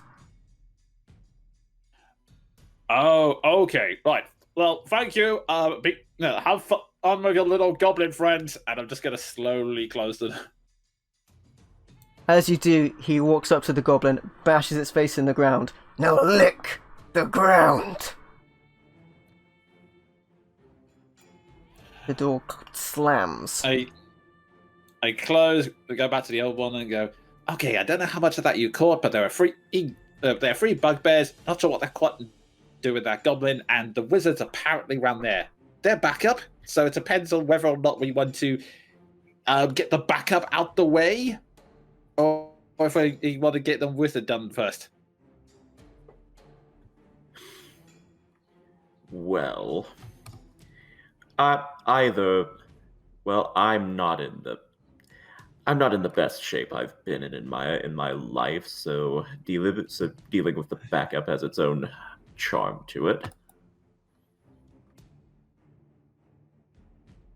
Okay, so that comes to question 2. Do we all just want to charge into the room, or do I want to try my luck again and see if I can lead them into our own trap, maybe? Maybe get them out here. Yeah, that could work. Well, if we're doing this, I know it was my lack of foresight that led us to this point. But would you mind if I took of another one of those potions? Oh yeah, that's sure. That'd be fine. Laura's stupidity hurt a lot. I mean, in fairness, if you didn't step on it, I probably would have stepped on it. So. It is. He never thinks to look for traps. It is eased by the potion as you restore 7 hit points from outside the areas above. We have 4 left, and that's the last one I'll drink outside of a catastrophic situation. Okay, so with that, Kit goes, okay, so where should I lead them to? Should we all try to trap them on the stairs, or do you have another place in mind? We could ambush them out here. We can hide behind the pillars and stuff. That was my thinking. Okay, then I guess get into your positions and let me know when you want me to try and get them up here. I'll just ease behind this corner here using the pillar and the metal man for cover. Attempt to make a hide check. You may indeed.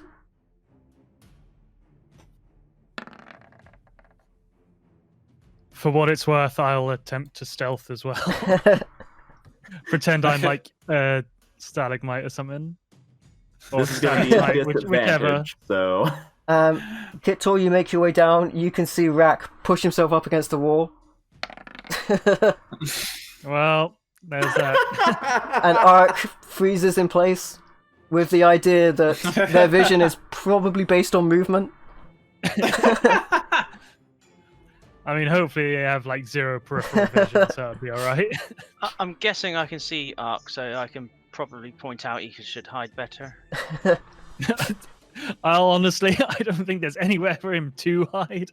There's a mutual exchange, to be fair. We all rolled like pants. Well, you rolled 20 on stealth, so... Well, On my first roll, I'm wearing scale mail. disadvantage, right, yeah, okay. I mean, I'd obviously have to roll again, but at this point, it's academic. I might try again. I mean, I'm very good at stealth, but I have to be part of the deception, so there goes that plan. That's a bit better. alright, after being pointed out that your hiding wasn't so good, you take another attempt at it. Rack, you're well hidden behind the corner. If something does come out, they will see you because you will be in direct line of sight. But from there you are, they don't know you're there. Kit, The moment I can see all three of them and not any of our other party, I'm going to cast Sleep on them. okay. Nice. Kit, what would you like to do? Okay. Alrighty, so I'm just gonna make absolutely sure everyone's in the positions they want to take. Then I'm gonna slip the hood back on and just sort of knock on the door. Okay, we need you to kill something. Some more intruders have entered. They're trying to get the prisoners out. They're coming for your goblin. They're coming for our what? Make a deception check. Okay. They're such... Oh my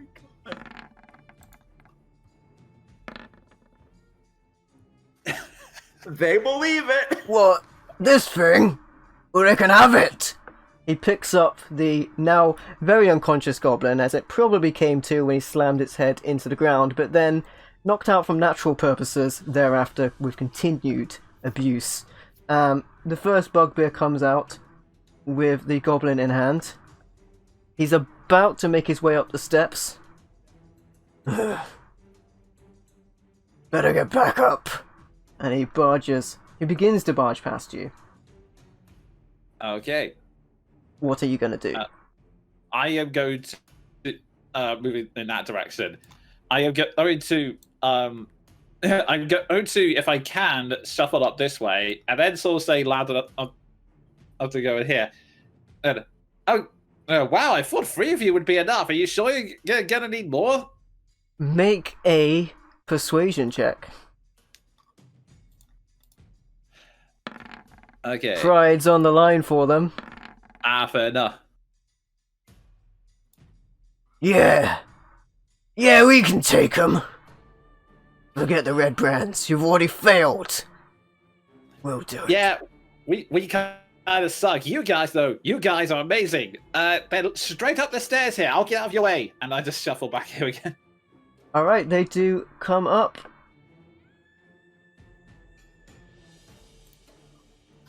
Alright, when the first one comes up, he will directly see you, Rack. So you will have visual of... Actually, all 3 of them, you can just about see the last one. There you go, as they come up. You may cast your sleep spell, which you had prepared as a surprise action. And then we will go over to initiatives. That is a significant sleep spell. The goblin was already put to sleep by means of abuse, but falling atop of them, as they're dropped on the ground, the bugbear collapses directly on top of them. They are knocked out. Oh god! Did the goblin just get killed by the falling bugbear? You then have 2 more to deal with, and we'll roll our initiatives. Alas for Ark. And as we go into our turn order, with a natural 20 rewarded for his roleplay, Kit Tor is up first with the bugbears at 21. One of them is asleep. Rack is next at 14, Lawson 13, and Ark with 3. Bringing up the rear. Okay, I am going to at this point line shot up and go, yeah, sorry about this, and just try and stab him with the short sword. Stab him.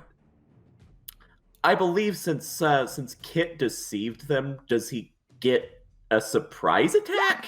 Yeah, they grant advantage. They don't know that Kit is an enemy. They, at the moment, suspect Rack is the bad guy, so you may take advantage. They are not suspecting this. Okay. Yeah, 21 is definitely a hit, and you may use your sneak because he didn't see it coming. Okay. So the 1d6. So 10 overall. Stab straight into their side. He howls out towards you, turns around. Traitor!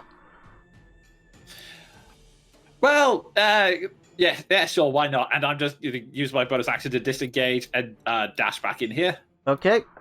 Then goes to them. I need to make a roll. Okay.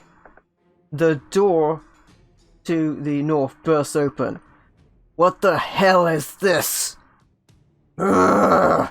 and the bugbear charges around. You can take an attack of opportunity if you want, and actually attacks the... Well, no, technically, I'm behind the door. I'm Okay. just moving so that people can see it.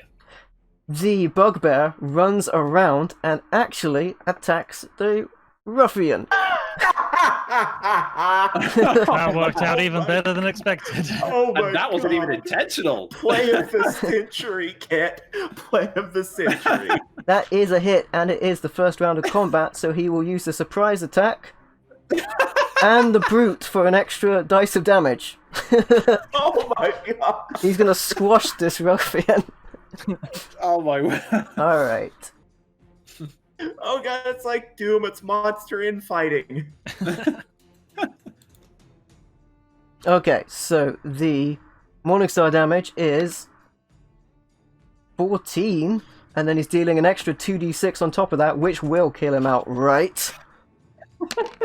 He squashes this ruffian in front of the door. Ahead, the other 3 ruffians were playing a game of cards.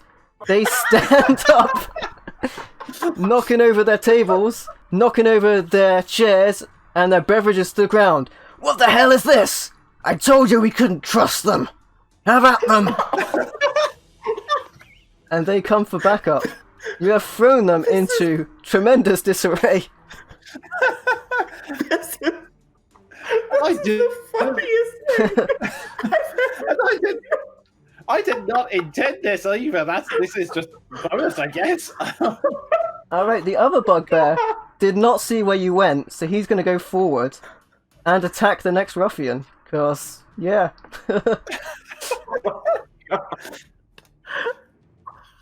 In with the Morningstar. 19 is definitely a hit. After I misrolled the 6 earlier. Okay, so that's going to be 13 points, and it is the first round of combat, so the extra 2d6 Oh my God. damage on this guy. Wow, smacks him through the table! I got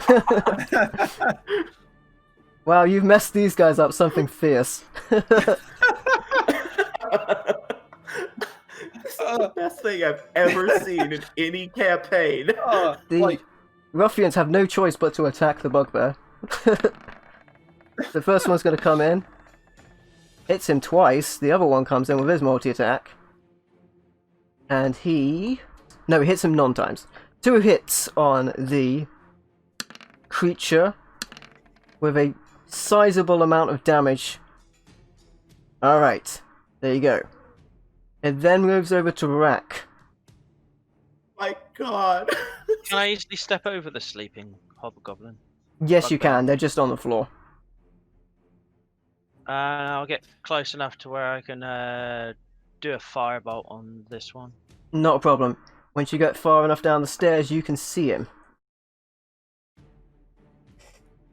They seem to be fighting in amongst themselves as you step over the sleeping bugbear and the sleeping goblin. Firebolt misses wildly, but they are distracted as they start to move towards their perceived enemies. And then I'll run back again. Not a problem, Loris, it's your action. Okay. I'm going to step around Ark because I don't really I'm going to step right on the unconscious goblin. Note that there are no bugbears down the hallway. I'm going to be really confused, just kind of look at Rack like... And, I'll creep my way in, I guess. Battle axe at the ready.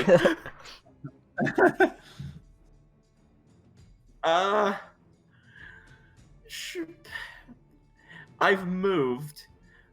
I'll hold an attack for if a bugbear comes out and into this corridor, I guess. Not a problem. They're facing away from you, so it looks like they're going forward to the ruffians because they didn't see Kit Tor run away. They only saw they pretty much thought Kit would go for the rest of their allies. Okay, Ark, it's your action. This sleeping bugbear, would I just be able to execute it, being as it's like completely defenseless? It would be an attack with advantage. Yeah, I'll leave it sleep. I don't want to be dealing with a third one. And to be fair, it would be an auto crit, but they're pretty beefy. Yeah, that's what I was thinking. Well, I will make my way down to the room Kit's in, and just sort of wait there in case I need to go either way. When you get to that location, it would take you within direct line of an enemy if you wanted to attack it. Oh yeah, it would.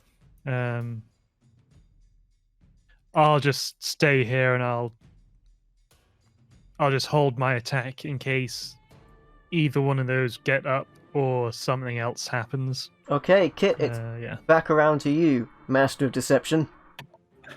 Like, I really want to take that title, but I never intended for any of this to happen. Accidental masterpiece. Best made plans of cats and men. Okay, so I take a step forward, see that they're fighting each other, and then go, okay, and I close the door and just let it happen. Go for it. If that's where you're going to end your action, it will go along to them as they continue their infighting. As the other bugbear moves in to make their attack against the ruffians. He's going to roll an attack. Oh my goodness! Oh my goodness. Getting better. He's going to wreck him. Oh my goodness. Well, you just hear an incredibly horrid sound. You can't see what's going on, but you imagine something got squished. And I mean, like, trash compactor squished. The amount of like B-movie effects I'm imagining of just this massive like red splatter. The movie Brain Dead is how that bugbear is going to come out of there. Alright, the other one comes in with its attack. Also hits. Gonna mess up that one. Oh my word. Practically... I mean, I'm getting irritated that these things are rolling better than I have like this entire campaign. They're rolling better than all of us. They're consistently. I'm so glad those rolls are on the other guys and not us. Practically takes him out. He tries to attack back, but it's in vain. The bugbears are much better combatants, which is why they were summoned by the Black Spider for backup. Rack, it's your action. It was an uneasy alliance, and it has been broken. I'll look to Ark and then to the Hobgoblin and go, take this one out. And then I'll get my quarterstaff in two hands and smack the Hobgoblin. Make your attack roll. Bugbear, rather.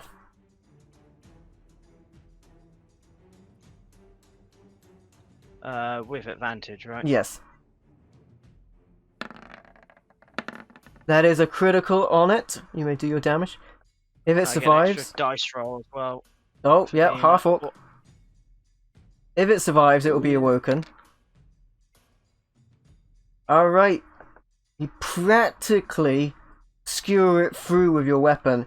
However, it does awaken. It doesn't wake up dead, but it is certainly horrendously injured. Terrible signs of damage upon it. Anything else you want to do?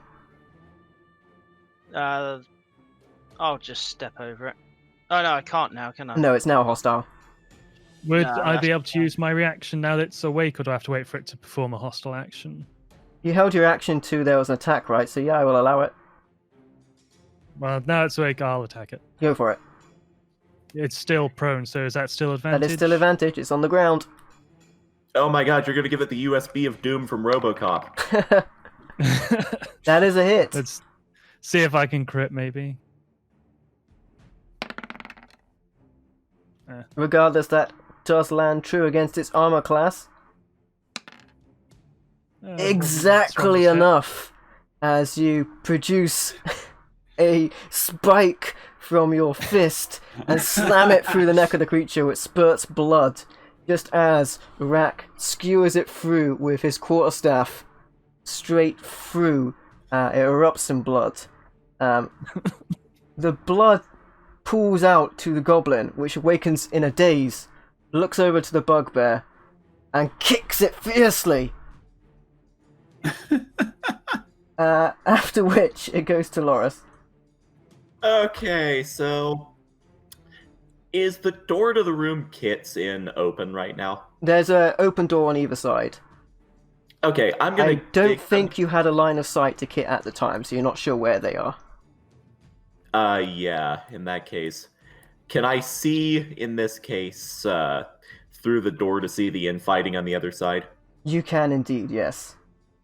Okay, I'm just gonna think. Wow. I thought my day couldn't get any weirder, and I'm just gonna dip into this barracks, see Kit, be like, huh, oh, you, what's going on? I stabbed a guy, and then apparently he decided to take out his aggressions elsewhere, I guess. Well, all the better for us. I'm going to stand here, and in case people get wise to what's actually happening, I'm going to prepare a firebolt for the first guy that comes through this door. Not a problem. It then goes to Ark. This is a little bit outside of Ark's wheelhouse, but he will look at the goblin. I'm assuming the goblin is still fixated on the bugbear. It's still kicking the bloodied corpse of the bugbear. It's actually started clawing it. If you wish revenge, the rest of them went down that hallway. You'll be able to find them, no problem. It doesn't speak, it simply shakes its head fiercely. It is not in fighting condition. I mean, I'm kind of wondering if Ark even knows what goblins are. I've seen goblins before. Haven't We fought some, yeah. I can speak goblin anyway. The goblin seemed to understand your common. It was given just- orders in broken common previously that it was forced to follow. Okay, so I'm assuming that it understood me perfectly and just shook its head. The goblin did understand you. It didn't seem to want any more of the bugbears. Unless they're already dead. I mean, they could be dead. I don't know. I'll hold my ground just in case he runs off, and then I'll attack him. But I'll leave him fill his boots, because I don't want to get mixed up down in there. I imagine the bugbears will come back. Alright. Kitor, it is your action. Okay, I'm going to take one quick peek just to see if anyone looks to be alive in there. You can hear the sounds of combat, but you only visibly see dead ruffians. Okay, in that case, I see Loris holding fire in his hand. I think that looks like a good plan, so I'm going to move back here and hold a dagger to also throw at anyone who charges down that corridor. Not a problem. Then goes back to them. This one's going to attempt to finish off the ruffian with the Morning Star. Natural 1, wow! So that's going to end his turn. The other one that moved up is going to try and hit them as well. And they miss! Wow, this ruffian's hanging in there. He's going to fight back. He hits one time. Wow. The 7 points of piercing damage to one of the bugbears. Rack, it's your action. I'll move down the corridor.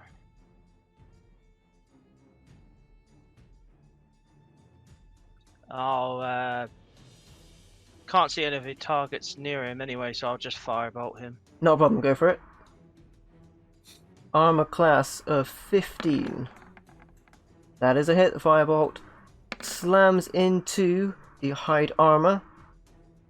The flame catches the fur and it turns its head. You!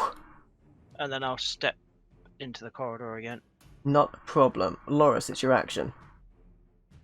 Okay, so bugbears are aware we're here now, right? Yes. Okay. I am going to... Do I want to blow this right now? How bad is this bugbear looking? Has it been injured significantly? Showing the signs of battle, covered in blood. I mean, to be fair, this one is head to toe in blood, because you think it's almost like it's been through... You think almost like it's been swimming in blood. Fair enough. It's squashed something, like maybe a giant tomato, or perhaps a Redbrand Ruffian with a natural 20. Okay. In that case, I don't want to blow this right now. Then, Firebolt. Okay, go for it. Ooh. That is a miss, unfortunately, as your attack catches the door frame next to the attacker. That's all right. I'm just going to dip around here because Kit has a sneak attack handy. Alright, it then goes to Ark. Oh man, I'm so conflicted about this goblin. I mean, it probably is an evil goblin, but it has had a traumatic life. I will move to where the bugbear is, so I can provide backup should the need arise, and also grab it if it runs away. Alright, you step onto the bugbear, kind of like squashing a tomato, a little bit of blood spews out. Seems to make Droop a little bit happy. Anything? You're going to hold your attack till you see something? Yeah, so I'll hold my attack if one of those bugbears comes, or if old little goblin there makes a run for it. Okay. I'll detain him otherwise. Kit Tor is your action. Okay, so they're aware of us now, right? Yeah, you know there's been combat in there. They were always aware of you, they just didn't know where you'd went. Oh, okay. In that case, seeing as they probably now know where we are, I am going to step out and shoot this guy with a short bow this time. Go for it. That is 15. just a hit. Okay, so that's an 8. 8 points of damage. The bow sticks into him. He's still going, but looks really bad. Covered in blood. Most Okay. of it not his own. And that... Oh, the extra one. Alright, Every little because there is an enemy within 5 foot, that extra 1 point of damage comes in from the sneak attack. It still looks like it's able to fight, although it is heavily wounded. Alright, in that case, I am going to sneak back around here and use my bonus action to hide. Okay. Give me a stealth roll. Alright, that's very good. They don't know you're there, but to be fair, you're not hiding in anything. So if they were to come around there... Essentially what I'm doing is just kind of like flattening myself behind the wall so that they just all charge forward. Yeah, potentially that would happen. They'd go for Lorif. Yeah. You're doing that classic hiding behind the door. Yeah. Alright, it goes to the bugbears. This one's going to attempt to finish off the ruffian, which it still perceives to be an enemy. With the Morning Star on an 18. I mean, he's just very dead. He's got 2 hit points. It's rolling 2d8 plus 2. But he does go at the same time, so he may have a chance to complete his fate with his short sword. Not a chance. Swing and a miss. And he goes down with the rest of them. And they were only playing a game of cards. Go fish. The other one comes in like fish in a barrel. Nearest target is going to be Urak. Gonna go with the Morningstar attack on Urak, which is a 15. Yeah, that's a hit and a half. Okay, that is going to be 11 points of piercing damage. Oh. Armor dropped to 1. Alright, with that half-orc endurance, you stay back in the fight. Urak is your action.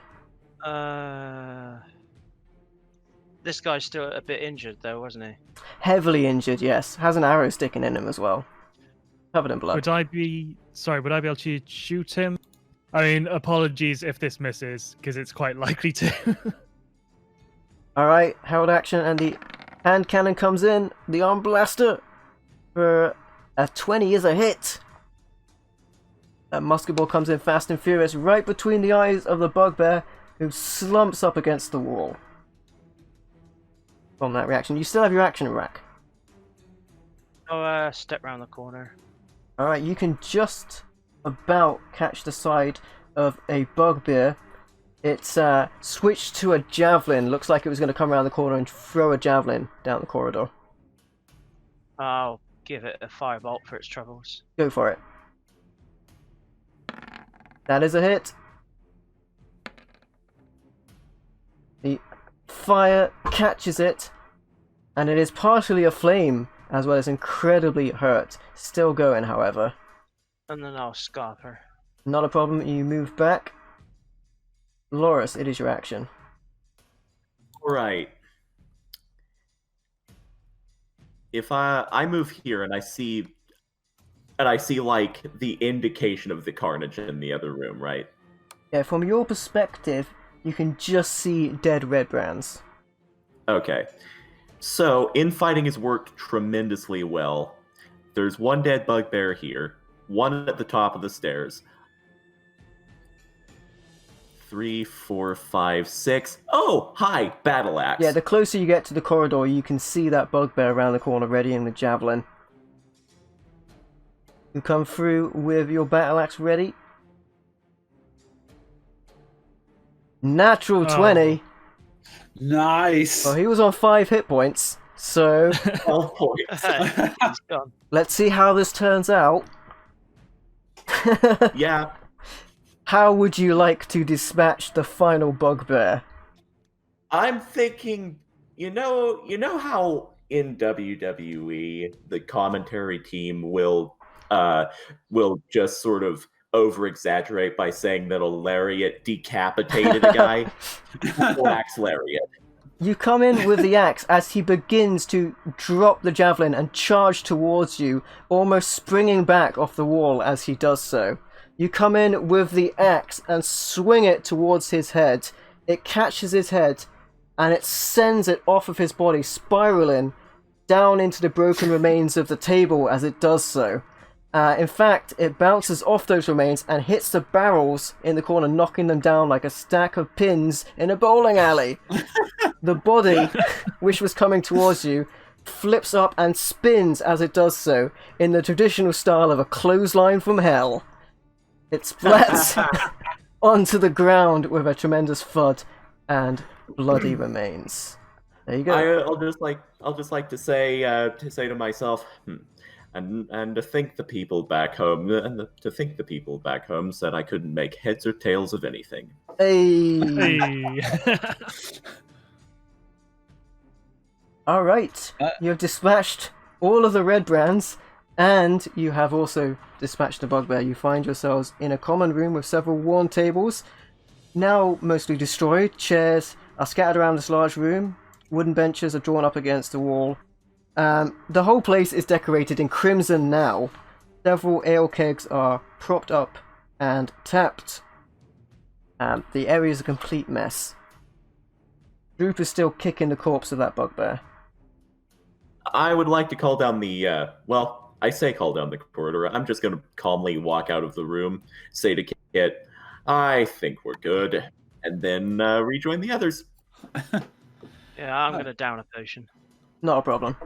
And speaking of downing potions, I'm going to go get some water, so I'll be back in 5 seconds. Alrighty.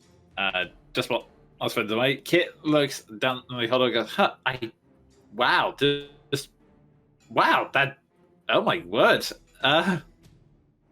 Just looking at the carnage he unintentionally caused. Can I quickly check the bugbear's room? You can indeed. The barracks itself. You investigate around. The place is pretty wrecked. You spy the beds, which might have been a better place for hiding if you were to hide in the room. As it stands, the leader of the bugbears had a pouch with the name Mosque inscribed upon it, which contains 33 silver pieces. And there's also an eye patch made of black leather set with semi-precious stones. As you come to that, Droop does hurry his way down the stairs, take it off the corpse and put it on his own head. Put it on their own head. They look very proud of that. Do we let the goblin take that? I mean, I'm still in two minds whether to let the goblin go at all.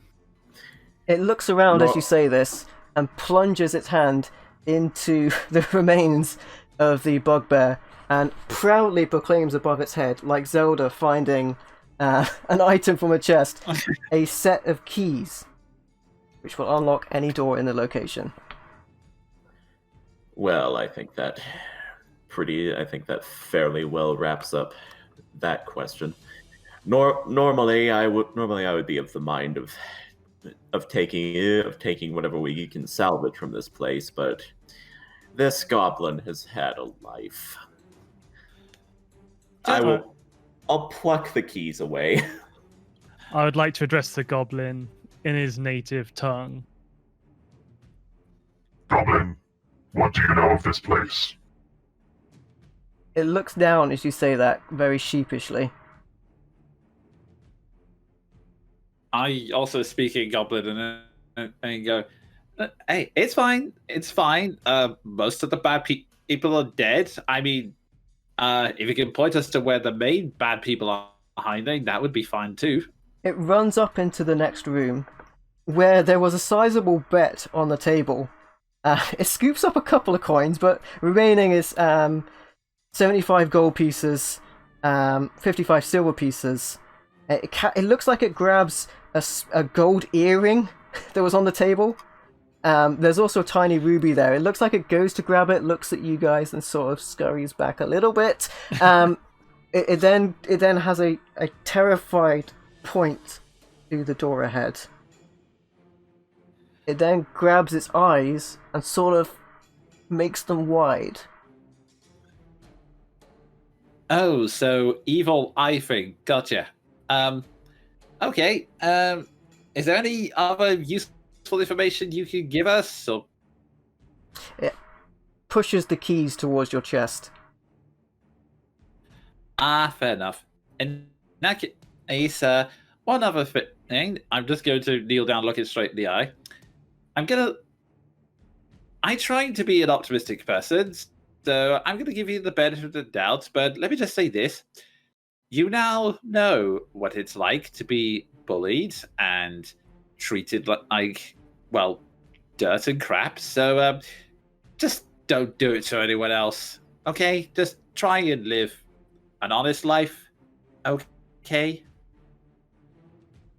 It gets very close to you and whispers in your ear, "Your feet are wet." It then moves over to a barrel and hops inside. That wasn't a great answer, but benefit of the doubt. Just, doubt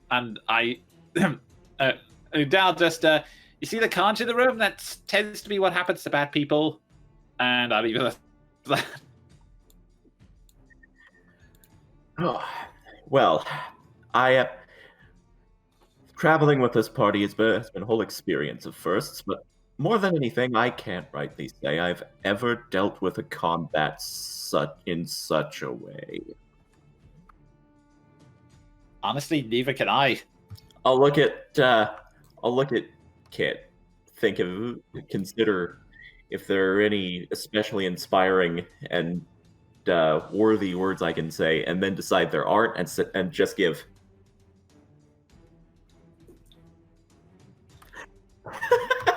Bro. And then I guess I'm just gonna perception check just to see if I can hear anything on the other side of this door. Go for it.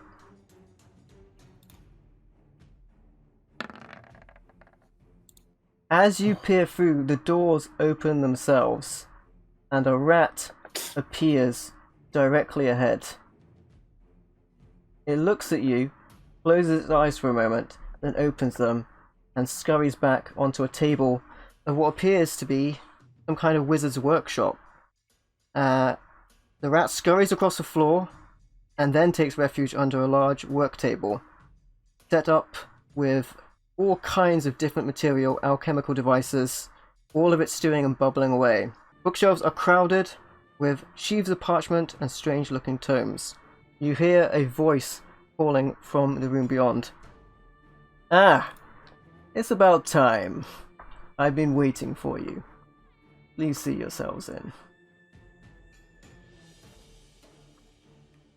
Kit, the thought briefly crosses Kit's mind, like, wait, is the rat the mastermind? No, that's optimistic thinking. I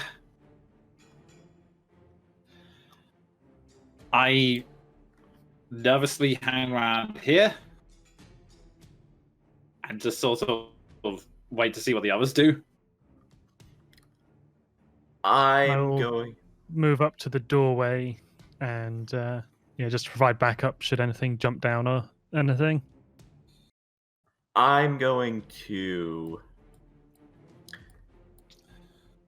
I'm going to take up stance next to him and basically follow Kit's lead because Kit's sensible, optimistic, but sensible. Also, he knows how to talk to people. And hopefully see traps. Okay, yeah, actually, that's a good shout. I'll do a quick investigation check for what I know of the room, just to see if there are any kind of traps or anything I should be afraid of. You could do a perception check from outside, but to do an investigation, you'd have to go inside to investigate. Okay, perception it will be then, which is just as well, because that was terrible. Ah, well, the room itself, the materials have no value. You don't see any traps, but 3 small bottles do catch your eyes in there with strange materials inside them. They are positioned away from the rest of them. Your keen eye takes notice there. But there are no traps. Okay, so with that, I just say, you'll forgive us for being a little bit cautious. There's just been well, for starters, your rat has led us to many traps before, so I mean, if you were to do something like, I don't know, maybe introduce yourself, we might be a bit more inclined to step inside. I mean, you do seem to have an impressive bottle collection from out here. Oh, come now. This is but a cell. And from what I understand, you've been looking for me. I am Ayano Alberk, member of the Lord's Alliance, and you've done me a great service in taking care of those Redbrand Ruffians that held me captive. But please, Right, let's speak face to face. before I do, what it is with that rat? Wizard's familiar. I've been trying to find a way out of this place. Can I hear this conversation? Very muffled, you're 2 doors behind. To which I they was just do wondering add, do you hold all of your conversations from afar? Truly, we have nothing to fear now. Well, normally no, but we do actually have a lot to fear right now. I mean, you should see the carnage in this room. Like, we were actually very lucky that none of it was directed our way. So, he mumbles in his head and, alright, fine, I'll give you the benefit of the doubt just this once. I kick the door behind me open just so the others can hear what's going on. And then I take a step inside and go, oh, hello, so are you the wizard? Oh, hello there. So, rat is a familiar. That's funny. I thought you could have chosen any animal, really. It can squeeze into all kinds of places. Like I myself find myself a fly in a spider's web. The area you come into is an extravagant bedchamber for what is described as a prison by the occupants. The walls of the bedchamber are covered with drapes of scarlet cloth. The furnishings include a small writing desk, a matching chair, a comfortable-looking bed, and a wooden chest at the foot of the bed. Sitting at the desk is a short, dark-bearded human male in robes studying a tome. He wears a princely mantle, and a beautiful glass staff leans against a chair within easy reach. Didn't Jamna call the leader of this place Glasstaff? She did indeed. And I don't see this. Right. I'm trying to remember if that's a detail Kit would pick up on. Probably not. In that case, Kit would probably just say, "Oh, so how long have you been? So how long have you been in here exactly?" Oh, far too long. Tell me, are all of the ruffians dead? The bugbears too? Well, they did sort of kind of kill each other in a fit of rage. Not quite sure how that happened. We got really lucky in that aspect. We didn't have to do a thing. And the others? Are they with you?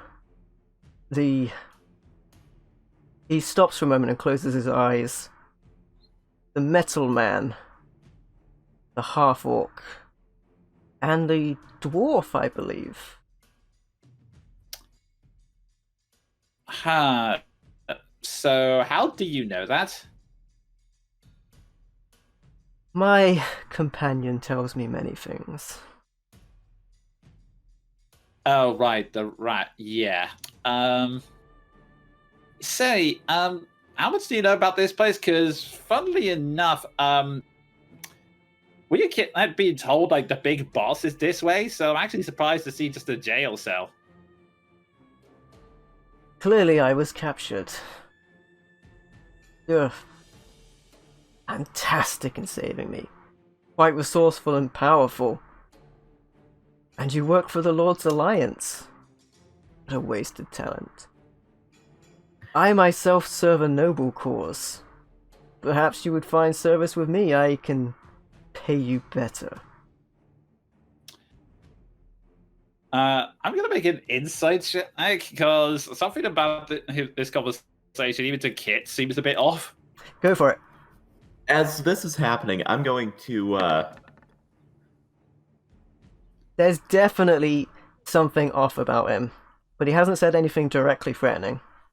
Yeah, I'm going to glance back at the other two, give like a nonverbal indication to basically step in if things go sideways, and I'm going to join Kit in this room. Okay. As they're saying that, Kit goes, thank you, but honestly, I'm fine with the work right now, just because I kind of like helping people, really. Also, like I said, we kind of got really, really lucky, and I think, honestly, not as lucky as you. I mean, you seem to be a pretty, like, compared to the cell the other people were in, you are doing really, really well. I have, haven't I? I even procured myself a secret stash on the way in case I need to escape. And is it that time? I don't think you seem very interested in working for me. And I think you've kind of like killing the ruffians. As I step in, MVL, can I see the staff propped up in the room? You can indeed. Okay. I'm going to, if I can, am I out of his line of sight here, or can he just see me? He can just see you. To be fair, the rat can see you. Oh, right, that's true. Can I identify... Actually, I heard the conversation about the familiar because Kit kicked the door open, right? Yes. Okay, so I know. I'm going to say... Well... well, forgive the interruption in this conversation, but I have my own loyalties. Having said that, I think it might be at least worth hearing him out and what offer he would make. Pray tell, what deity do you serve? Clangeddon Silverbeard, Lord of Battle. A noble cause. And a righteous one at that. And oh dear, I don't think I could sway you to the power. You've been mighty powerful. But as with all things, will come to an end. And you've been meddling so terribly much. And I do so dislike getting my hands dirty. Such is below one of my status. I'll cut across, just casually. as undead would be below your status. Glasstaff. Now the undead are not my doing. But the one that works on them shall perfect them, I'm told. But I see you've already met my pet, the so-called eye monster, and I'm sure he'd like to play with you. A creature leers from the shadows, gnashing its sharp teeth and baring its claws in front of a single bulbous and eerie eyeball that seems to peer right through you. As the Norfolk comes out from the shadows and prepares for the attack. And that's where we're going to leave it for this time. We'll pick it up with a battle with Glasstaff when we return. Thank you for watching, and we'll catch you next time.